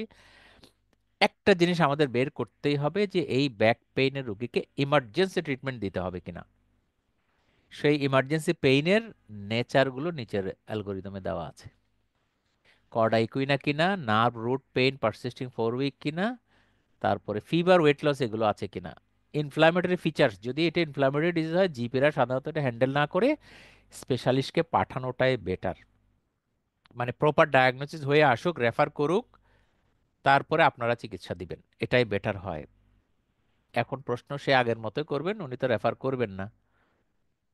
উনি রেফার করবেন না, এটা ওনার মিস্টেক। ওনার সাথে খাতির তৈরি করবেন, আপনারও পাঠাবেন, আপনিও পাঠাবেন রোগী, তাইলে দেখবেন যে রিলেশন তৈরি হয়ে গেছে। কাজে উনি আপনাকে ব্যাক করবেন পরে। এটা নিজের রিলেশনশিপ তৈরির উপর নির্ভর করবে। এখন এটা যদি হয় তাহলে কিন্তু এমআরআই পর্যন্ত করা লাগতে পারে। তাহলে এখন আসেন আমাদের প্র্যাকটিসের মধ্যে আমরা ব্যাক পেইনের রোগী পেলেই এমআরআই করি কিনা বলেন তো? বেশিরভাগ রোগীকেই, আমি বা আপনি বা আমার কলিগ যারা, করি কি? আমি দেই মাঝে মধ্যে রুগীকে স্যার। হ্যাঁ, করি। তাহলে আমরা যে করি আমাদের জাস্টিফিকেশনের জায়গাটা হচ্ছে রুট পেইন। এই ছবি দেখলে বোঝা যায়। কেমন? এই যে root pain, persistent pain, fever, weight loss, inflammatory nature, এগুলা যদি থাকে তাকেই ইমেজিং করার সম্ভাবনা বেড়ে যায় আর কি। নাহলে সব ব্যাক পেন রুগীরা এমআরআই করার দরকার হয় না। বুঝা গেল বা? যেমন এই রোগে যদি মেকানিক্যাল পেইন হয়, একটু মোচড় খেয়ে টান খেয়ে ব্যথা হয়েছে, ডেলি লেবারার, তার জন্য তো এমআরআই দরকার নাই। হ্যাঁ, এই এই লিস্ট দিয়ে দিলাম, এগুলো নিজেরা পড়লে বুঝতে পারবেন। হ্যাঁ, আর বিস্তারিত না বলি, এগুলাই হলো রেড ফ্ল্যাগ, এবং এই ক্ষেত্রে এমআরআই করার সম্ভাবনা বেড়ে যাবে এরকম পেশেন্ট যদি থাকে। কিন্তু সব ডিজিজে এমআরআই লাগে না, এটা ঠিক। ইনফেকশন যদি হয়, সেখানেও ইনফেক্টিভ ফোকাস দেখার জন্য এমআরআই। আগে যখন এমআরআই ছিল না, তখন আমরা কি পড়তাম? Paravertebral shadow. এগুলো অ্যাডভান্স ডিজিজের ক্ষেত্রে। আর এটা হচ্ছে এই স্পন্ডাইলো আর্থ্রোপ্যাথির ডায়াগনস্টিক ক্রাইটেরিয়া। এটা একটু ব্যাখ্যা করি। এই বাম দিকেরটা হচ্ছে priority inflammatory back pain disease diagnosis করার জন্য। এটা এক্স রে দিয়েই করতে হয়। এক্স রেতে যদি ফিচার পাওয়া না যায়, তাহলে এমআরআই করব আমরা। হ্যাঁ, এটাকে বলে নিউ ইয়র্ক ক্রাইটেরিয়া। কাজে এইগুলো HLA-B27 এগুলোর দামি একটা পরীক্ষা। এটা যদিও অ্যাভেলেবল, আমাদের করার টেন্ডেন্সি হলেও এখান থেকে আমরা একটু সরে থাকব। কারণ HLA-B27 হেলদি পিপলের পজিটিভ হয়, তাহলে তো আমি কনফিউজ হয়ে যাব। এই কারণে আমরা চেষ্টা করব বাম দিকের কলামে থেকে এক্স রে নাম কি দিব? ইনভেস্টিগেশনের নাম কেউ একটু বলি। এক্স রে কি বলবো? অ্যাবডোমেন নাকি? কেউ একটু বলেন। এই ব্যাক পেনের রোগীর আমরা যাকে স্পন্ডাইলো আর্থ্রোপ্যাথি সাসপেক্ট করছি, অ্যাডভাইজে লিখতে হবে না, প্রেসক্রিপশনে কি লিখবো?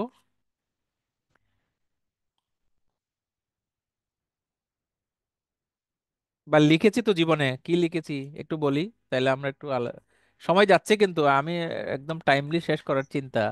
এখন তো বিকাল So হয়ে যাচ্ছে। lumbosacral spine. X ray LS spine, এইভাবে তো? Yes, sir. আচ্ছা, X ray LS LS spine হলে আপনি এসআই জয়েন্ট ভালো দেখতে পাবেন না। কেমন? ইভেন এক্স রে পেলভিস দেখলেও এসআই জয়েন্ট দেখা যাবে ঠিক, কিন্তু ভালো করে দেখা যাবে না। আমার যদি ক্লিনিক্যাল ইমপ্রেশন, ক্লিনিক্যাল ডায়াগনোসিস, আমি তো প্রথমেই আপনাদের বলেছি ক্লিনিক্যাল প্যাটার্ন, জয়েন্ট ইনভলভমেন্ট সব দেখিয়ে আমি একটা জায়গায় স্থির হয়েছি যে এটা হয়তোবা স্পন্ডাইলো আর্থ্রোপ্যাথির এসআই জয়েন্ট ইনভলভমেন্ট থাকার সম্ভাবনা। তাহলে আমাকে লিখতে হবে এক্স রে এসআই জয়েন্ট, এটাই বেস্ট হবে। যদিও X ray pelvis পিভিউতেও SI joint দেখা যায়। আচ্ছা, যদি আমার ক্লিনিক্যাল সাসপিশন এতই স্ট্রং, মানে তার ফ্যামিলি হিস্ট্রি আছে, টিপিক্যাল ইনফ্ল্যামেটরি ব্যাক পেইন আছে, আপনার এক্সামিন করেও ক্লিনিক্যালি পাচ্ছেন টেন্ডার এসআই জয়েন্ট, অথচ ইন্টারেস্টিংলি এক্স রে নর্মাল, কোনো কমেন্ট নাই, তারপরের স্টেপ হবে এমআরআই। এই হচ্ছে অ্যাপ্রোচ, ব্যাক পেনের অ্যাপ্রোচ। আর এগুলো যদি পাওয়া না যায়, তখন HLA-B27 দিয়ে এভাবে ডায়াগনস্টিক ক্রাইটেরিয়া দিয়ে ডায়াগনোসিস করা সম্ভব। এটাকেই বলে মানে আমেরিকান ক্রাইটেরিয়া আর কি, আসাস ক্রাইটেরিয়া। আমেরিকানরা বেশি ফলো করে এটা। এটাকে এস একমত? সবাই বলে ফেলে, তাড়াতাড়ি বলেন না, সময় একটু হাতে যেন থাকে।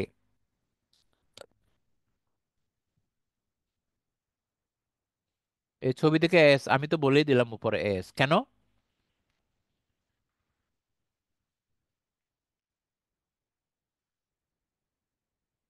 অ্যানকালোজিং স্পন্ডিলাইটিস কেন? যে স্পেস গুলো স্যার রিডিউসড স্যার। আর যে রিডিউস হয়ে গেছে, তার মানে স্যাক্রোআইলেকজন ইনভলভমেন্ট হয়েছে। কাজে এই পেলভিক এপিভিউতেও কিন্তু এটা ফিচার পাওয়া যাবে। কেমন? যদি এক্স রেতে না আসে, তাইলে আমরা এমআরআই করে এই ধরনের ফিচার পাবো। এটা তো বইতেই আছে না, মেডিসিন বইতেই আছে, অ্যানকালোজিং স্পন্ডিলাইটিস। আর এগুলো ব্যাখ্যা, এক্সপ্লেনেশন ওই এসপিএ ফিচারের ডেসক্রিপশন দিয়েছে, এগুলো নিজে পড়ার কাজ। এটাও তো এসআই জয়েন্ট না? সরি, এসআই জয়েন্ট তো না, এটা অ্যানকালোজিং স্পন্ডিলাইটিস। এইটি হলো সিনডেজমোফাইট। সিনডেজমোফাইট, এই যে ছবি দুই পাশেই থাকে সিনডেজমোফাইট, ব্যাম্বু বলে যেটা। এবার যদি হিপ জয়েন্ট আলোচনা করি, হিপ জয়েন্ট অস্টিওআর্থ্রাইটিস এবং স্পন্ডাইল আর্থ্রোপ্যাথি দুটাই সম্ভব। কোনটা বেশি বলে মনে হয়? অভিজ্ঞতা কি বলে এই দুইটার মধ্যে হিপ জয়েন্ট পেইন আসলে?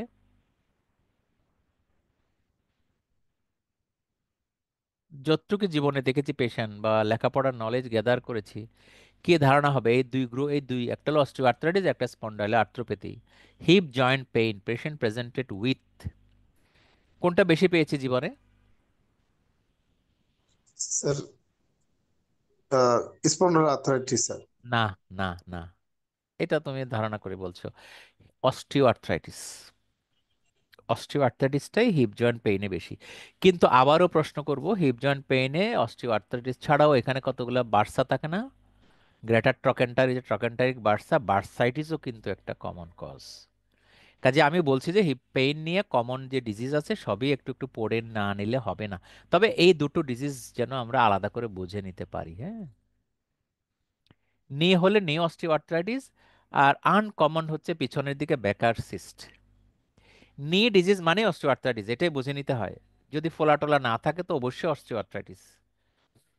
কেমন? আর ভিতর ভিতর কত রকম রোগ থাকতে পারে এই পুরো লিস্টটাই কিন্তু এখানে দেওয়া হয়েছে, বিভিন্ন ধরনের, তবে কমন হলো এই দুইটা।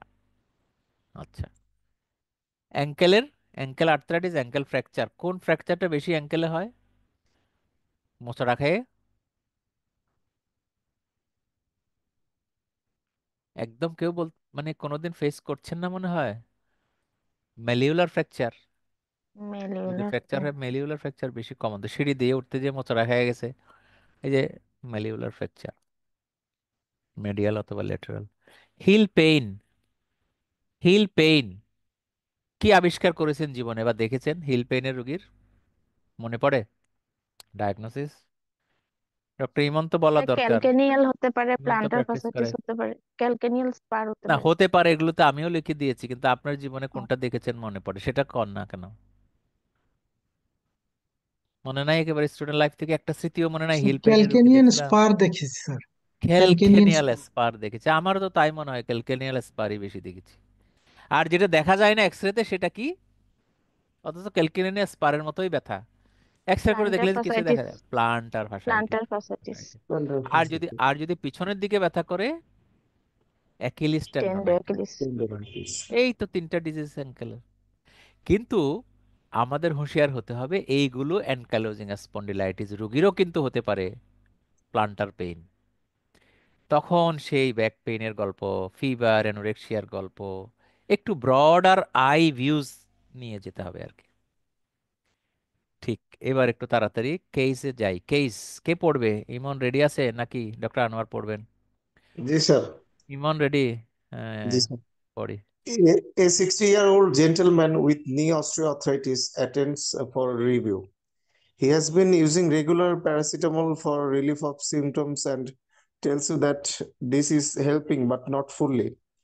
Both his knees still feel stiff and particularly sore after walking for sustained periods. He asks if he can be given something else to help manage the flares of pain. Which of the following is the most appropriate next pharmacological step in his management? তাহলে আমাদের osteoarthritis diagnosed পেশেন্টের ওষুধ প্যারাসিটামলে ব্যথা যাচ্ছে না। তাহলে আমরা আসলে স্ট্যান্ডার্ড কি শিখলাম এখান থেকে? প্রশ্ন থেকে এটা শিখলাম, অস্টিওআর্থ্রাইটিসের প্রথম মেডিসিন হচ্ছে প্যারাসিটামল, এটা শিখলাম। কিন্তু এখন আমরা তো আমাদের চেম্বারে ইনজেকশন টিনজেকশন, স্টেরয়েড কত কিছু দিয়ে ফেলতেছি। অবস্থা বুঝে ডিসিশন নেওয়া যাবে, কিন্তু প্রাইমারিলি প্যারাসিটামল দিলাম, প্যারাসিটামলে ভালো হচ্ছে না, তাহলে নেক্সট কি করব? উত্তর কি হবে?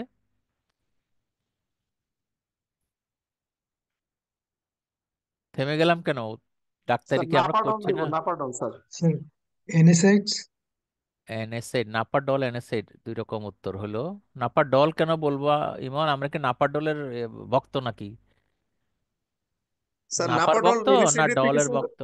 না, না, আমার প্রশ্ন না বুঝে উত্তর দিল কেমন হবে? আমরা নাপার ভক্ত না ডলের ভক্ত?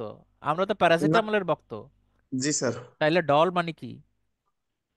নাপাডল হচ্ছে স্যার প্যারাসিটামল আর ট্রামাডল হাইড্রোক্লোরাইডের তা আমি তো কম্বিনেশন। ওটাই শুনতে চাচ্ছি, আমি তো ওইটার ব্যাখ্যা শুনতে চাচ্ছি না যে আমি জানি না। আমি বলছি যে আমরা নাপাডল কেন বলবো আলোচনায়, আমরা বলবো প্যারাসিটামল উইথ ট্রেমাডল। বুঝাইতে পারছি? আলোচনা এইভাবে হবে, ওই ওরকম নাপা কোম্পানির কথা হবে না। ট্রেমাডলটা কোন গ্রুপের মেডিসিন ডক্টর ইমন? জি স্যার, ট্রামা। ট্রেমাডলটা কোন গ্রুপের মেডিসিন, আমরা কোন গ্রুপে বলি? স্যার এটা হচ্ছে sir opioid analgesic sir. Opioid analgesic এবং উইকার অপিওয়েড, হ্যাঁ, অপয়েড না, অপিওয়েড, ওপিওয়েড, ওপিআই কিন্তু, হ্যাঁ, সারা জি জীবন স্যার। ভুল পড়লে সারা জীবন ভুলই থাকবে। তো এটি একটি হতে পারে এটার সাথে, কিন্তু মাঝখানে আরো কিছু স্টেপ আছে। ডক্টর আনোয়ার জানি বলতে চাচ্ছিলেন কি, এনএসএইড কি দিব জানি, ট্যাবলেট অ্যাড করবো না কি জানি বললেন? জি স্যার, এনএসআইড কি দেওয়া যেতে পারে, যেহেতু স্যার অলরেডি এনএসএইড প্যারাসিটামল কোন প্রোভাইড ফর্মে দিব? করেছে। এনএসএইড ইনজেকশন দিব, সাপোজিটরি দিব, ট্যাবলেট দিব, না জেল দিব? Sir oral. মানে ট্যাবলেট, ওরাল। জি স্যার। আচ্ছা, অপশনগুলো কিন্তু তারাই দিয়ে দিয়েছেন। এখন এখান থেকে চুজ করি। আবারও ডক্টর ইমনও, সবাই, মানে আমরা যে কোনো একটা দিয়ে দিতেই পারি, কিন্তু আমাদের শিখতে হবে বেস্ট কি হবে। Sir number E. Switch to combination codeine, জি স্যার। মানে একটা অপিওয়েড গ্রুপ থেকে নিয়ে নিলাম আর কি, এই তো। জি স্যার। এভাবেই তো আমরা শিখেছি, যেমন নাপাডল মুখস্থ হয়ে গেল না আমাদের, দিতে জি দিতে স্যার। দিতে দিতে বেস্ট অপশন হলো টপিক্যাল অ্যানাসেইড, অর্থাৎ জেল, ওখানে মাখায়া দিতে বলা আর কি। এখন আমার রোগীকে আমি হ্যান্ডেল করার সময় হয়তো বেস্ট অপশন না দিতেই পারি, ঠিক আছে? এগুলো তো সিঙ্গেল বেস্ট অ্যান্সার, সবগুলোই জাস্টিফাইড কম বেশি, কিন্তু আমাকে যদি বলি আমি শিক্ষিত ডাক্তার, তাহলে আমাকে এভাবেই প্রসিড করা উচিত। স্যার ওটা আমি আমার যেটা চিন্তা করছি ওটা আমি লাস্ট স্টেপে রাখবো আর কি। যদি এটাতেও না কমে, কম্বিনেশনও না কমে, হ্যাঁ তখন আমি হ্যাঁ, টপিক্যাল এনএসএডি তে যাব, এজন্য এটা স্যার বলবো, আমার। এজন্য বলবো যে ওয়ার্ল্ড হেলথ অর্গানাইজেশনের যে ল্যাডার আছে, ওই ল্যাডারটা ফলো করতে হবে, কেমন? জি স্যার। তো ওই ল্যাডার অবশ্য এনএসএইড এর ইয়ে আছে, প্যারাসিটামল অবলিক এনএসএইড, এটা হলো প্রথম স্টেপ, খেয়াল করি, হ্যাঁ। মানে আমি শুরুতে এনএসএইডও দিতে পারি প্যারাসিটামলের পাশাপাশি, ওইটা হলো ওয়ার্ল্ড হেলথের প্রপোজাল। কিন্তু যখন স্টেপ আপ করি তখন ওই ওপিওয়েডটাই চেঞ্জ হয়ে যায়, মানে উইক ওপিওয়েড থেকে স্ট্রং ওপিওয়েড, মানে ফাইনাল স্ট্রং বলতে কোনটা বোঝায়? মরফিন। এরকমও ব্যথা চিকিৎসার জন্য একটা প্রিন্সিপাল ফলো করি। এই তাহলে আমরা এনএসএইড দিব, এনএসএইড জেলে, টপিক্যালে না হলে 2-4 দিন পরে ওরাল দিব। এখন প্যারাসিটামল এনএসএইড দুটো একসাথে দিব কিনা? দেওয়া যেতেই পারে, দেওয়া যেতেই পারে, কিন্তু সাইড ইফেক্ট যদি না হয়, ওই ওইটা দেখলে বোঝা যাবে। আমি হয়তো আমি সরি, আমি এটা রাখবো চেয়ে আবার ভুলে গেছি, ওই ওয়ার্ল্ড হেলথ ল্যাডার, কেউ যদি থাকেন আপনারা গ্রুপেও দিতে পারেন, নাহলে আমি দিয়ে রাখতে পারি কিভাবে স্টেপ আপ করে। হ্যাঁ, এটা আরেকটা লেকচারে অন্যভাবে আছে, বইতেও আছে, পেইন মেডিসিনে ল্যাডার, ওয়ার্ল্ড হেলথ অর্গানাইজেশন হু ল্যাডার, পেইন কিলার। তো যাই হোক, অ্যানাসিড এফিকেসি এটা ভালোই পাওয়া যায়, টপিক্যাল অ্যানাসিড দিলে ভালো হয় আর কি, হ্যাঁ। এবং এটা দামও টামও, দাম টামর ব্যাপার স্যাপার আছে, আবার সাইড ইফেক্টের বিষয় আছে না, অ্যানাসিড খেলে আবার ডিসপেপসিয়া হয়, সেই জন্য লোকাল অ্যানাসিড দেওয়াটা বেটার। তো এই হচ্ছে মূলত অস্টিও আর্থ্রাইটিসের অ্যাসিটামাইনোফেন, তারপরে অ্যানাসিড এইভাবে দিচ্ছে কিন্তু, হ্যাঁ, টপিক্যাল অ্যানাসিড এটা থার্ড লাইনে। এখন কেউ যদি বলে, যেমন ডক্টর ইমন বা ইমন তো ওপিওয়েড দেওয়া শুরু করেছে, সেটা একটু দ্বিমত পোষণ করছি, বরং আমরা প্যারাসিটামল এবং অ্যানাসিড প্লাস মাইনাস করেই শুরু করব। অপিওয়েড যেহেতু এডিকশন করে, সেই জন্য আমরা অপিওয়েডের দিকে যাব পরে। বোঝা গেল এবার ইমন? মানে জি ঠোস স্যার। করেই, ঠোস করে নাপা ডলে যাব না। এখন রোগীকে ম্যাজিক দেখাতে চাইলে তো একেবারেই দিয়ে দিতেই পারি, কিন্তু সেটা স্যার বিষয়টা। রোগী যদি যেহেতু অস্টিওআর্থ্রাইটিস এর পেশেন্ট, সে তো একটা লং টার্ম এনএসআইডি খেলে, হ্যাঁ, তার না এসজিপিটি আমাদের রোগীরা, না কন্টিনিউ। না আমাদের রোগীরা তো আসলে প্রথমবার আমার কাছে আসেন না, প্রথমবার তো দোকান থেকে খেয়ে আসেন। সেই জি ক্ষেত্রে স্যার। আমার ডিসিশন কিন্তু অপিওয়েড টপিওয়েড আসতে পারে, কিন্তু আমি যখন প্রথম রোগী, ফ্রেশ রোগী ডিল করছি, তখন এই ধরনের স্ট্যান্ডার্ড মেনটেন করা দরকার। এবং জি শেষের স্যার। দিকে একটু দেখি স্টেরয়েড ইনজেকশন এবং হায়ালুরোনিক অ্যাসিড। হায়ালুরোনিক অ্যাসিড কিন্তু দামি, এটা অনেকেই দেন, কিন্তু স্টেরয়েড মোটামুটি সবাই দেয়। কতদিন পরে পরে দেওয়া যায়? 3 থেকে 5 সপ্তাহ পরে পরে, হ্যাঁ, দেওয়া যেতে পারে, কিন্তু বছরে 3 থেকে 4টার বেশি নয়। এটি এটা নিয়ে কন্ট্রোভার্সি আছে, বিশেষ করে হায়ালুরোনিক অ্যাসিড এটা নিয়ে, এটার ইফিকেসি নিয়ে। তো স্টেরয়েড দিলে সুবিধা কি? এমনি তো স্টেরয়েড ক্ষতিকর, ওনার তো বুড়া মানুষ ডায়াবেটিসও থাকতে পারে। স্টেরয়েডের বেনিফিট কি? ব্যথা কমাচ্ছে শুধু তাই নয়, স্টেরয়েড দিলে যেটা আমরা করি না, রোগীও করেন না, আমি এখন বললে সবাই টের পাবেন, যে আপনার যখন হাঁটুতে ব্যথা কমে যাবে দয়া করে আপনি ব্যায়াম ট্যায়াম করবেন, ফিজিক্যাল থেরাপি নেবেন 1 মাস 2 মাস। এটাকে বলেছি কোনোদিন? বলি? কেউ বলে? ইমন কি মনে করো? যারা হাঁটুতে ইঞ্জেকশন মেরে দিছে জি স্যার। কি বলে মনে হয়? স্যার আমি একটু কোশ্চেনটা স্যার নেটওয়ার্কের কারণে শুনতে পাইনি স্যার। আমি বলছি যে স্টেরয়েড ইঞ্জেকশন দিয়ে আমরা রোগীর চিকিৎসা দিচ্ছি অস্টিওআর্থ্রাইটিসের। জি স্যার। যারাই দেয়, যে সাবজেক্টে যে স্পেশালিটিতে দেই, এই ইঞ্জেকশন দেওয়ার উদ্দেশ্য হচ্ছে ফিজিওথেরাপি করা হাঁটুর জন্য, মাসল যেন ওয়াস্টেড না হয়, ডিফর্মিটি যেন সহজে মানে থাকলেও যা যেন না বাড়ে। তা আমরা বলছি যে অভিজ্ঞতার কথা বলছি, ইনজেকশন দিয়ে ব্যথা কমানোর ম্যাজিক দিচ্ছি, কিন্তু ইনজেকশনের পুরা বেনিফিট যে আছে অন্য জায়গায় ওটা রুগীকে হয়তো বলছি না। যে আপনি এটা ফিজিওথেরাপি নেবেন, ব্যায়াম করবেন, যেহেতু স্টেরয়েড দিলাম ব্যথা কমে যাবে, ব্যথা তো আবার আসবে 2-3 মাস পরে, এটা আমরা বলি না। এই যে বলি না, এটা আজকে লার্নিং পয়েন্ট বলতে চাচ্ছি। আমরা যেমন বলি, রোগীকে এনকারেজ করি ফিজিক্যাল মেডিসিন, যেহেতু ব্যথা কম থাকবে। ওনার ওবেসিটি আছে, ওজন বেশি, ওজন কমাতে পারবে না 2-3 মাসে, চাইলে একটু মানে ভালো ইনিশিয়েটিভ নিয়ে, তাহলে তো তার ভবিষ্যৎ অস্টিওআর্থ্রাইটিসের ব্যথা আরো কমে যাবে। এই বেনিফিটগুলো নেওয়ার জন্যে এই স্টেরয়েডগুলো দেওয়া, শুধু ব্যথা কমিয়ে দেওয়ার জন্য না। ঠিক আছে? Time is going. আর এগুলো পিডিএফ এ দেওয়া আছে, পড়লেই হবে। হ্যাঁ, এগুলো বেনিফিট না উপকার আছে কি নাই।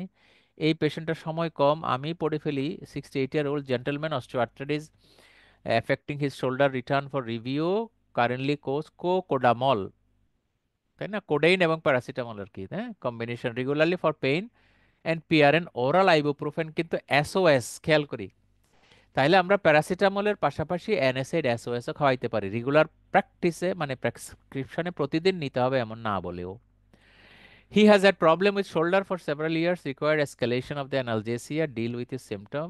Oral medication tried, heat, cold packs, মানে কিছু ফিজিক্যাল ট্রিটমেন্টও দেওয়া হয়ে গেছে, টেন্সও দেওয়া হয়ে গেছে, এবং উনি সার্জিক্যাল ইন্টারভেনশন করতে রাজি না। He is not keen to be referred for surgical intervention, though he has daily significant pain despite regular analgesia, reduced function of the left arm due to restricted movement of the shoulder। তো মানে ফাংশনও কমে গেছে, উনি হাতে কাজও করতে পারছেন না। এখন আমার ডিসিশন কি? What is the following appropriate management strategy? আমরা এই রোগের অ্যাডভাইস কি করব? ফিজিক্যাল মেডিসিন, ফিজিক্যাল মেডিসিনে উনি, হ্যাঁ, ফিজিওথেরাপিতে। ফিজিও দিছে তো, কোল্ড ও প্যাকস, ও আচ্ছা আচ্ছা, ট্যান্স, ঠিক আছে, হ্যাঁ। এত লাভ হচ্ছে না। এখন আপনি তাহলে ভাবছেন যে ওনার মধ্যে সার্জারি, অপারেশন লাগবে, কিন্তু সার্জারি উনি বলেন যে না, আমারে অপারেশন করা যাবে না, আমি রাজি হব স্যার না। এটা আমরা স্যার ফিজিক্যাল মেডিসিন এন্ড রিহ্যাবিলিটেশনেই করবো স্যার, রেফার করবো স্যার। না ওনাকে দিতে আচ্ছা, দেয়। অপশনে, এখন অপশন থেকে যদি বাছাই করি,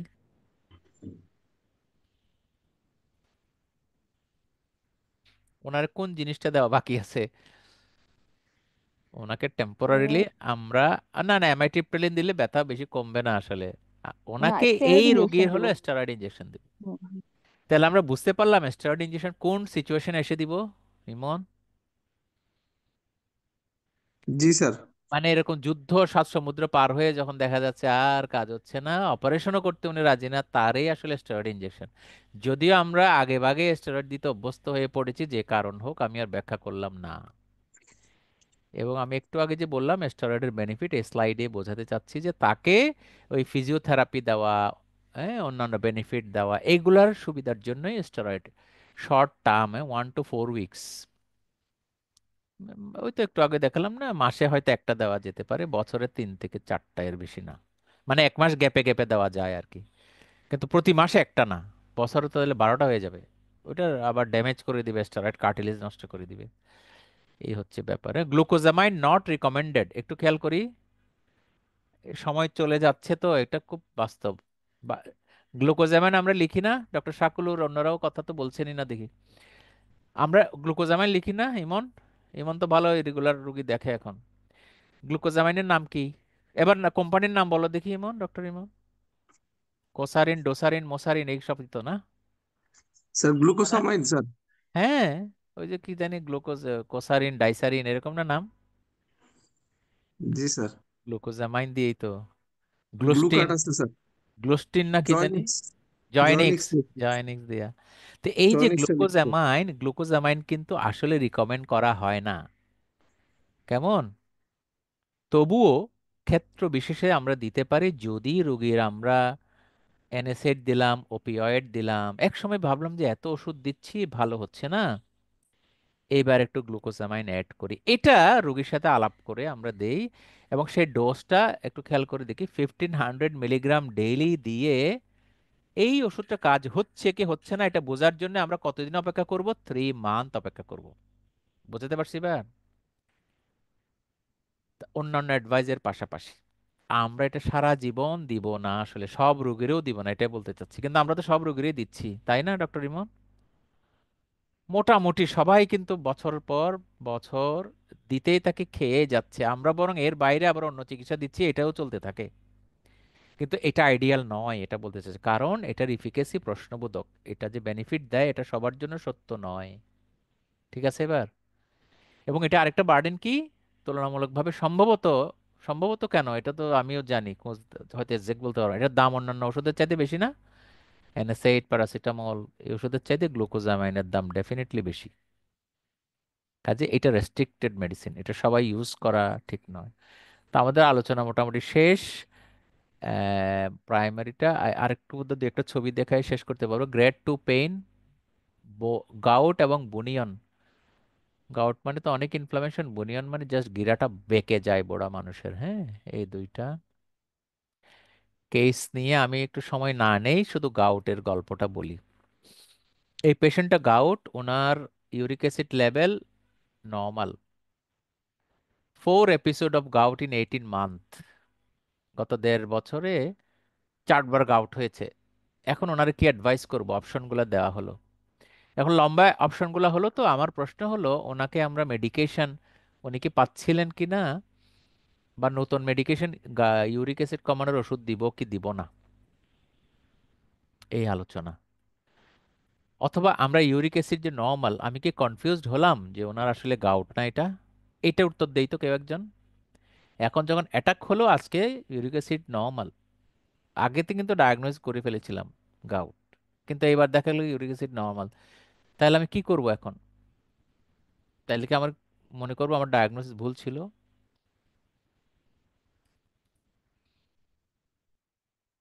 কি মনে হয় যে অপশন এটা বলতে চাচ্ছে যে আমরা অন্য কোনো কজ খুঁজতে যাব, নাকি ওনাকে অ্যালোপেরিনল দিব? আমরা তো মনে হবে ইউরিক অ্যাসিড নর্মাল, অ্যালোপেরিনল অথবা ফেবুক্সস্টেড এটা তো দরকার নাই বলে মনে হতে পারে।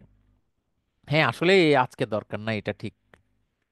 আজকে এটা দিব না যেহেতু ইউরিক অ্যাসিড নর্মাল, কাজে এটা কমানোর ওষুধ দিব কেন? আমাদের এখন প্ল্যান কি হবে? নাকি শুধু অ্যান্টি ইনফ্লামেটরি ড্রাগ দিয়েই যাব? কিন্তু আমাকে তো ইউরিক অ্যাসিড হাই থাকলে কমাতেও হবে। তাহলে ডিসিশন হবে আমরা তাকে ইউরিক অ্যাসিড আরেকবার দেখব। এটা হচ্ছে acute phase reaction. Acute phase রিয়াকশনে ইউরিক অ্যাসিড কমে যেতে পারে। এই জন্য যখন গাউট হয় ওই দিনের ইউরিক অ্যাসিড নিয়ে বাংলায় যদি বলি লাফালাফি করার দরকার নাই। ওই দিন যদি বেশি থাকেও আমরা কিন্তু ফেবুক্সস্টেট দিব না। আমি বোঝাতে পেরেছি কথাটা? যখন পেইন থাকে তখন আমরা ইউরিক অ্যাসিড কমানোর ওষুধ দেব না। ব্যথা কমে গেলে আরো 3-4 সপ্তাহ পরে দিব। তাহলে ইউরিক অ্যাসিড লেভেল দেখতে হবে কখন? যখন ব্যথা সেরে যাবে তারপরেই দেখতে পারি। প্রথমে একটা দেখলাম, তার 1 মাস পরে গিয়ে আবার ইউরিক অ্যাসিড দেখবো। ইউরিক অ্যাসিড যখন হাই পাওয়া যাবে তারপরেই ফেবুক্সস্টেট দিব অথবা অ্যালোপেরিনল দেবো। এই হচ্ছে গাউটের মেসেজ। ঠিক আছে? এবং আরেকটা প্রশ্ন করি, টাইম তো যাচ্ছে, আপনারা কি ব্যস্ত বেশি? শুনবেন আর আর বলবো? টাইম কিন্তু হয়ে গেছে, আর বলবো? কেউ কথা বলছেন না, তাহলে শেষ করি। বলেন স্যার। হ্যালো। আচ্ছা, বলেন স্যার। আচ্ছা থাকলে তাহলে বলি, আর 2-4 মিনিট নেই। এগুলো বাস্তবসম্মত কথা, আমি যতটুকু পারি মানে কাভার করার চেষ্টা করছি আর কি। হ্যাঁ, বেশি তাত্ত্বিক কথা না বলে। যদি গাউটের চিকিৎসা করতে হয় তাহলে, যদি পুরনো গাউট ফেবুক্সস্টেট পেয়ে থাকেন, আজকে হঠাৎ করেই ফেবুক্সস্টেট দেওয়ার পরেই ব্যথা হয়ে গেল, এমন ঘটনা ঘটতে পারে, এটাকে বলে গাউট ফ্লেয়ার। ওই দিন তো ব্যথার ওষুধ দিবই, ফেবুক্সস্টেট কি কন্টিনিউ করব? উত্তর দেন, তাড়াতাড়ি দেন কেউ না কেউ একজন। ইমন কই? ইমন প্রেসক্রিপশন করে তো, ফেবুক্সস্টেট কি কন্টিনিউ করব?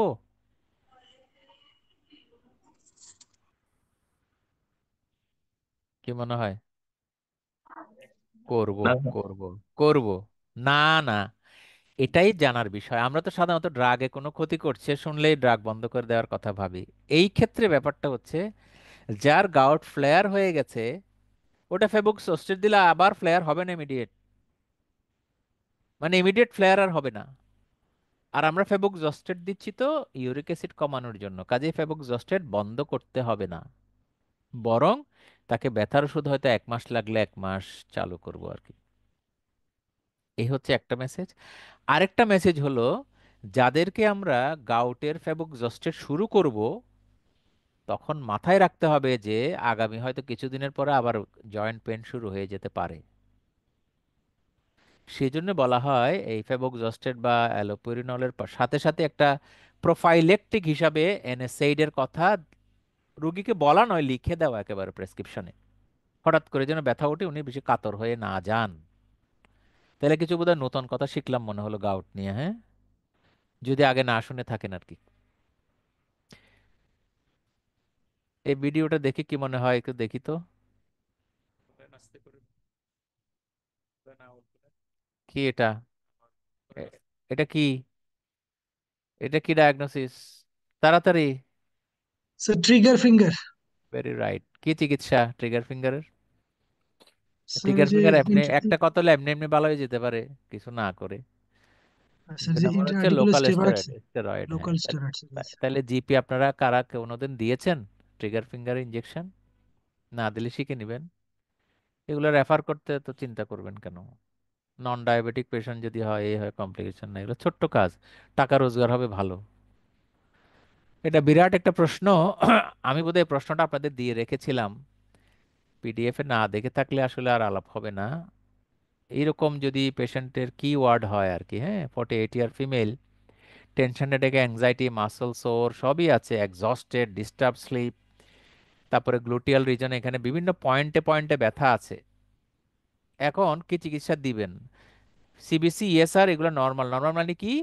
ইনফ্ল্যামেটরি ডিজিজ নয়, মাসলে বিভিন্ন জায়গায় পেইন আছে, তাইলে কি ডায়াগনোসিস? মহিলার ঘুমও হয় না, সারা শরীরে ব্যথা, ওষুধ দিব কোথায় এরকম। কিন্তু কিছু কিছু জায়গায় পয়েন্ট টেন্ডারনেস আছে আর কি। কি ডায়াগনোসিস হবে? ফাইব্রোমায়ালজিয়া। বুঝা গেল? এখন ফাইব্রোমায়ালজিয়ার এই সিমটমের জন্য কি চিকিৎসা দিব? ঘুমও হয় না, ডিস্টার্ব হয়, ব্যথা আছে। অপশন দেখাই দিলাম, চুজ করি চুজ করি। মিট্রিপ্টাইলিন। কেন আইবুপ্রোফেন দিব না কেন? আমাদের তো নেচার হচ্ছে ব্যথার ওষুধ আইবুপ্রোফেন এনএসএইড দেওয়া। এখানে কোথাও ইনফ্ল্যামেশন নাই, কাজে আইবুপ্রোফেন খুব কাজ করবে না। বরং তার একটা সাইকোলজিক ব্যাকগ্রাউন্ড আছে, anxiety, tension, headache, irritable bowel symptom, ফাইব্রোমায়ালজিয়ার সাথে এগুলো অ্যাসোসিয়েটেড থাকে। এগুলো ঠেকানোর জন্য আমরা অ্যামাইট্রিপটালিনই দিব। You are right. ঘুম না হলে ব্যথা বাড়ে, ব্যথা বাড়লে আবার ঘুম হয় না, এটা ভিসিয়াস একটা শয়তানি চক্র চলে, হ্যাঁ। তো সেই জন্য amitriptyline is the best option. Diagnosis is fibromyalgia. আর ফাইব্রোমায়ালজিয়ার সাথে ক্রনিক ওয়াইড স্প্রেড পেইন বলে একটা শব্দ, সিডব্লিউপি। টেন্ডার পয়েন্ট যেমন থাকে, এই যে টেন্ডার পয়েন্ট, এটা মনে রাখতে হবে, মুখস্থ রাখা না যাক, একটা আইডিয়া আর কি। 18টা টেন্ডার পয়েন্টের মধ্যে 11টা কমপক্ষে টেন্ডার পয়েন্ট পেতে হয় বলা হয় আর কি। কিন্তু টেন্ডার পয়েন্টের চাইতে গুরুত্বপূর্ণ কথা কিন্তু সারা শরীরে ব্যথা, ক্রনিক, আবার পিছনে যাচ্ছি, সিডব্লিউপি, ক্রনিক ওয়াইড স্প্রেড পেইন, এবং বেশিরভাগই মহিলা। এই পয়েন্টগুলো বলে দিয়েছে আর কি, 1 থেকে 9 পর্যন্ত লিস্ট, হ্যাঁ, আপনাদের দেওয়া আছে টেন্ডার পয়েন্ট। কাজে অন্যান্য ইনজেকশনগুলো, ইভেন লোকালি টেন্ডার পয়েন্টগুলোতে স্টেরয়েডও দেওয়া যায়, কিন্তু সবচেয়ে বেশি কাজ করবে অ্যামাইট্রিপটালিন। তারপরে ভালো না হলে আপনি পাইলে ইনজেকশন দেন, না হলে রেফার করেন, সাইকোলজিক সাপোর্ট দেন। শুধু ওষুধ তো না, টোটাল ম্যানেজমেন্ট, হ্যাঁ, ব্যাপারটা তো। এক্সট্রা আর্টিকুলারের এই যে ব্যাপার, বার্সাইটিস, টেন্ডিনাইটিস, ফাসাইটিস, এগুলো হলো আলোচনা হয়ে গেছে, এগুলো এক্সামিনেশন ফাইন্ডিং। এই হচ্ছে এরিয়া, বিভিন্ন জায়গায় হয়, হ্যাঁ, এই লিস্ট দেখলে টের পাবেন। চেস্টে হয়, এন্টেরিয়র, পোস্টেরিয়র, সবগুলা কিন্তু খুব সিম্পল। জানা থাকলে আপনি প্রত্যেক জায়গায় জায়গায় স্টেরয়েড দিয়ে দিতে পারেন। এখানে যত পয়েন্ট দেখতে পাচ্ছেন সবগুলাই স্টেরয়েড দেওয়ার জায়গা লোকাল। কাজে এটা যদি শিখতে পারেন তাহলে জিপি তো অনেক ইনকাম করতে পারেন। হ্যাঁ, বাস্তবতা, সামাজিক দিক বলছি আর কি, অর্থনৈতিক দিক। এই যেগুলো মার্ক করে দিলাম এগুলো খুবই কমন, খুবই কমন, এগুলো এক্সট্রা আর্টিকুলার। হ্যাঁ, তো ইনভেস্টিগেশন নিয়ে বেশি না বলি, এই যে সিআরপি দেখিয়েছি, আগে ইনফ্লামেশন প্রমাণ করা, তারপরে রিউমাটয়েড ফ্যাক্টর দেখেন যে নর্মাল পিপলেরও রিউমাটয়েড ফ্যাক্টর পজিটিভ হয়, এই জন্য আমাকে যেন মিসগাইড না করে। আর বাকিগুলো তো ফ্যাক্টরের গল্প আপনারা পড়েন, হ্যাঁ, এগুলা বেশি না বলি, টাইম ইজ ওভার। এটা প্রগনোসিসে হেল্প করে। এনটিসিসিপি এর গল্প লিখে দেওয়া হয়েছে। এনটি ইএনএ যেটা আছে, হ্যাঁ, ইএন এর এটা হলো তত্ত্বাত্ত্বিক কথাবার্তা। ইএন এর শুধু মেম্বারগুলো দেখেন, এই যে ইএনএ মানে এই সব টেস্ট, এটা অন্যান্য ডিজিজের বিভিন্ন স্পেসিফিক টেস্ট। ওটুক ক্যাপাবিলিটি থাকলে আপনি নিজে ডায়াগনোজ করতে পারেন, সব রেফার করার দরকার হবে না। এটাকে বলে ইএনএ প্যানেল বলে, ইএন এক্সট্রাক্টেবল নিউক্লিওলার অ্যান্টিজেন। আবারও সেই ওই প্যানেলের ব্যাখ্যা আর একটু সহজ করার চেষ্টা করা হয়েছে, মানে এই অ্যান্টিজেনগুলোর এগেনস্ট অ্যান্টিবডি আর কি। হ্যাঁ, ওকে, আমার মনে হয় এখানে শেষ করি, আর বেশি নাই টাইম। তো অন্য একটা কেস ছিল, এটা কি, এটা তো দেখাই হয়েছে না, স্পার দেখতে এরকম, স্পার দেখতে এরকম। তো আর বেশি কিছু ছিল না, এই কেসটা বললেই তো বাকি ছিল। তাহলে এই এই এই পেশেন্ট একটু 2 মিনিটে শেষ করবো আশা করি। 45-year-old ওম্যান ফুট পেইন নিয়ে আসলেন। She walks in the morning, পা ব্যথা করে। এই সব কিছু পড়লে আপনার মনে হবে যে এটা ক্যালকেনিয়াল স্পার। ঠিক আছে, প্রশ্ন হলো এই রোগীর ইমেজিং কি করবেন? উত্তর স্যার দিবেন? Plain x ray sir. কেন, উদ্দেশ্য কি? যদি স্যার ক্যালকিনিয়ান স্পার হয় স্যার, তো না না, কোনো এক্সরেতেই তো। যদি নাই, তো আপনি এমন টিপিক্যাল সিনারিও পাচ্ছেন এটা ক্যালকেনিয়াল স্পার হবে জি অথবা স্যার। প্লান্টার ফাসাইটিস হবে, এই তো। জি স্যার। কোনো ব্যথা পান নাই, সকালে পা রাখলেই হবে। স্যার এক্সক্লুড করতেছে, ক্যালকিনিয়ান স্পারটাকে এক্সক্লুড করবো ফার্স্টে। আচ্ছা, প্লেন যদি এক্সরে। স্পার না হয় প্লান্টার ফাসাইটিস হয়, চিকিৎসা কি হবে? Sir local steroid local storage. অথবা ফিজিক্যাল থেরাপি অথবা অ্যাডভাইস। তাহলে এক্সরে করার দরকার কি আছে আদৌ? অ্যান্সার হলো নো ইমেজিং। আচ্ছা আচ্ছা। কিরকম ইন্টারেস্টিং অ্যান্সার না? জি। হুম। অথচ আমরা এক্সরে একটা করতে পারি, এক্সরে করলে আমার কনফিডেন্স লেভেল বাড়ে, এই ব্যাপারটা এই আর কি। কিন্তু আদতে যদি আপনি কোনো কন্ট্রোল লিগ্যাল ফ্রেমে কাজ করেন, আপনি এক্সরে করলে জবাবদিহি করতে হবে যে ডক্টর আপনি ক্যালকেলিয়ার স্পার কিংবা প্লান্টার ফাসাইটিস বুঝেন না, অথচ এখানে চাকরি করছেন, এক্সরে কেন করলেন? বুঝাতে পারছি এবার? এরকম কিছু জায়গা বিদেশে হয়তো অন্তত আটকে যাবে, বাংলাদেশে আপনি এক্সরে কেন, এমআরআই করলে কেউ গালি দিবে আপনারে? কেউ কিছু করবে না। অথচ কনসেপ্ট হচ্ছে আপনি কিছু না করে চিকিৎসা দিয়ে দিবেন। হ্যাঁ, যখন আপনি এত কনফিডেন্ট, এজন্য সবসময় ইনভেস্টিগেশন লাগে না। ঠিক আছে, এই গেল। আর এটা হচ্ছে মাস্কুলোস্কেলেটাল ডিজিজের অ্যাপ্রোচ। এইটাই লিস্টের মধ্যে থেকে বাছাই করে করে অ্যাকর্ডিং টু ডিজিজ আমরা সিলেক্ট করব আর কি। হ্যাঁ, পেইন ম্যানেজ করা, তারপরে অন্যান্য ফিজিক্যাল থেরাপি, এক্সরে, যে সমস্ত জায়গায় এক্সরে করলে তো আসলে বোন ছাড়া আর কিছু দেখা যায় না, তাই না? তো এখানে শেষ করলাম। আশা করি আপনাদের মোটামুটি এই প্রাইমারি লেভেলে বা জিপি লেভেলে মাস্কুলোস্কেলেটাল ডিজিজ সম্পর্কে একটা আইডিয়া দেওয়া গেল। কিন্তু প্রত্যেকটা ডিজিজ পড়ার তো সুযোগও নাই। এটা আবারও বলবো, ওই বইটা যদি পড়েন তাহলে কিন্তু হয়ে যাবে, অ্যাকশন প্ল্যান ওখানে পাবেন। বেশি অ্যাকশন প্ল্যান নাই, প্রিন্সিপালটা মাথায় নিয়ে ওখানকার কথাটা পড়া। হ্যাঁ, তো আশা করি প্রশ্ন নাই আপনাদের, শেষ করি at the 11th hour today. Thank জি you very sir. Much, thank you very much. Thank you sir. Thank you sir. আসসালামু আলাইকুম। তাহলে আপনাদের তাহলে আগামী সপ্তাহের, আজকে তো শেষ হয়ে গেল না, নেক্সট উইক আবার। আচ্ছা, মাঝখানে দেখি কোনো পেন্ডিং ক্লাস পারা গেলে আপনাদের জানাবো আমরা মঙ্গল বুধবারের দিকে। একটু ওই গ্রুপে খেয়াল রাখবেন কেমন। একটা দুইটা বোধ পেন্ডিং আছে আগের, সেগুলো যদি পারা যায় আমরা ট্রাই করে জানাবো। ওকে, আল্লাহ হাফেজ। নেক্সট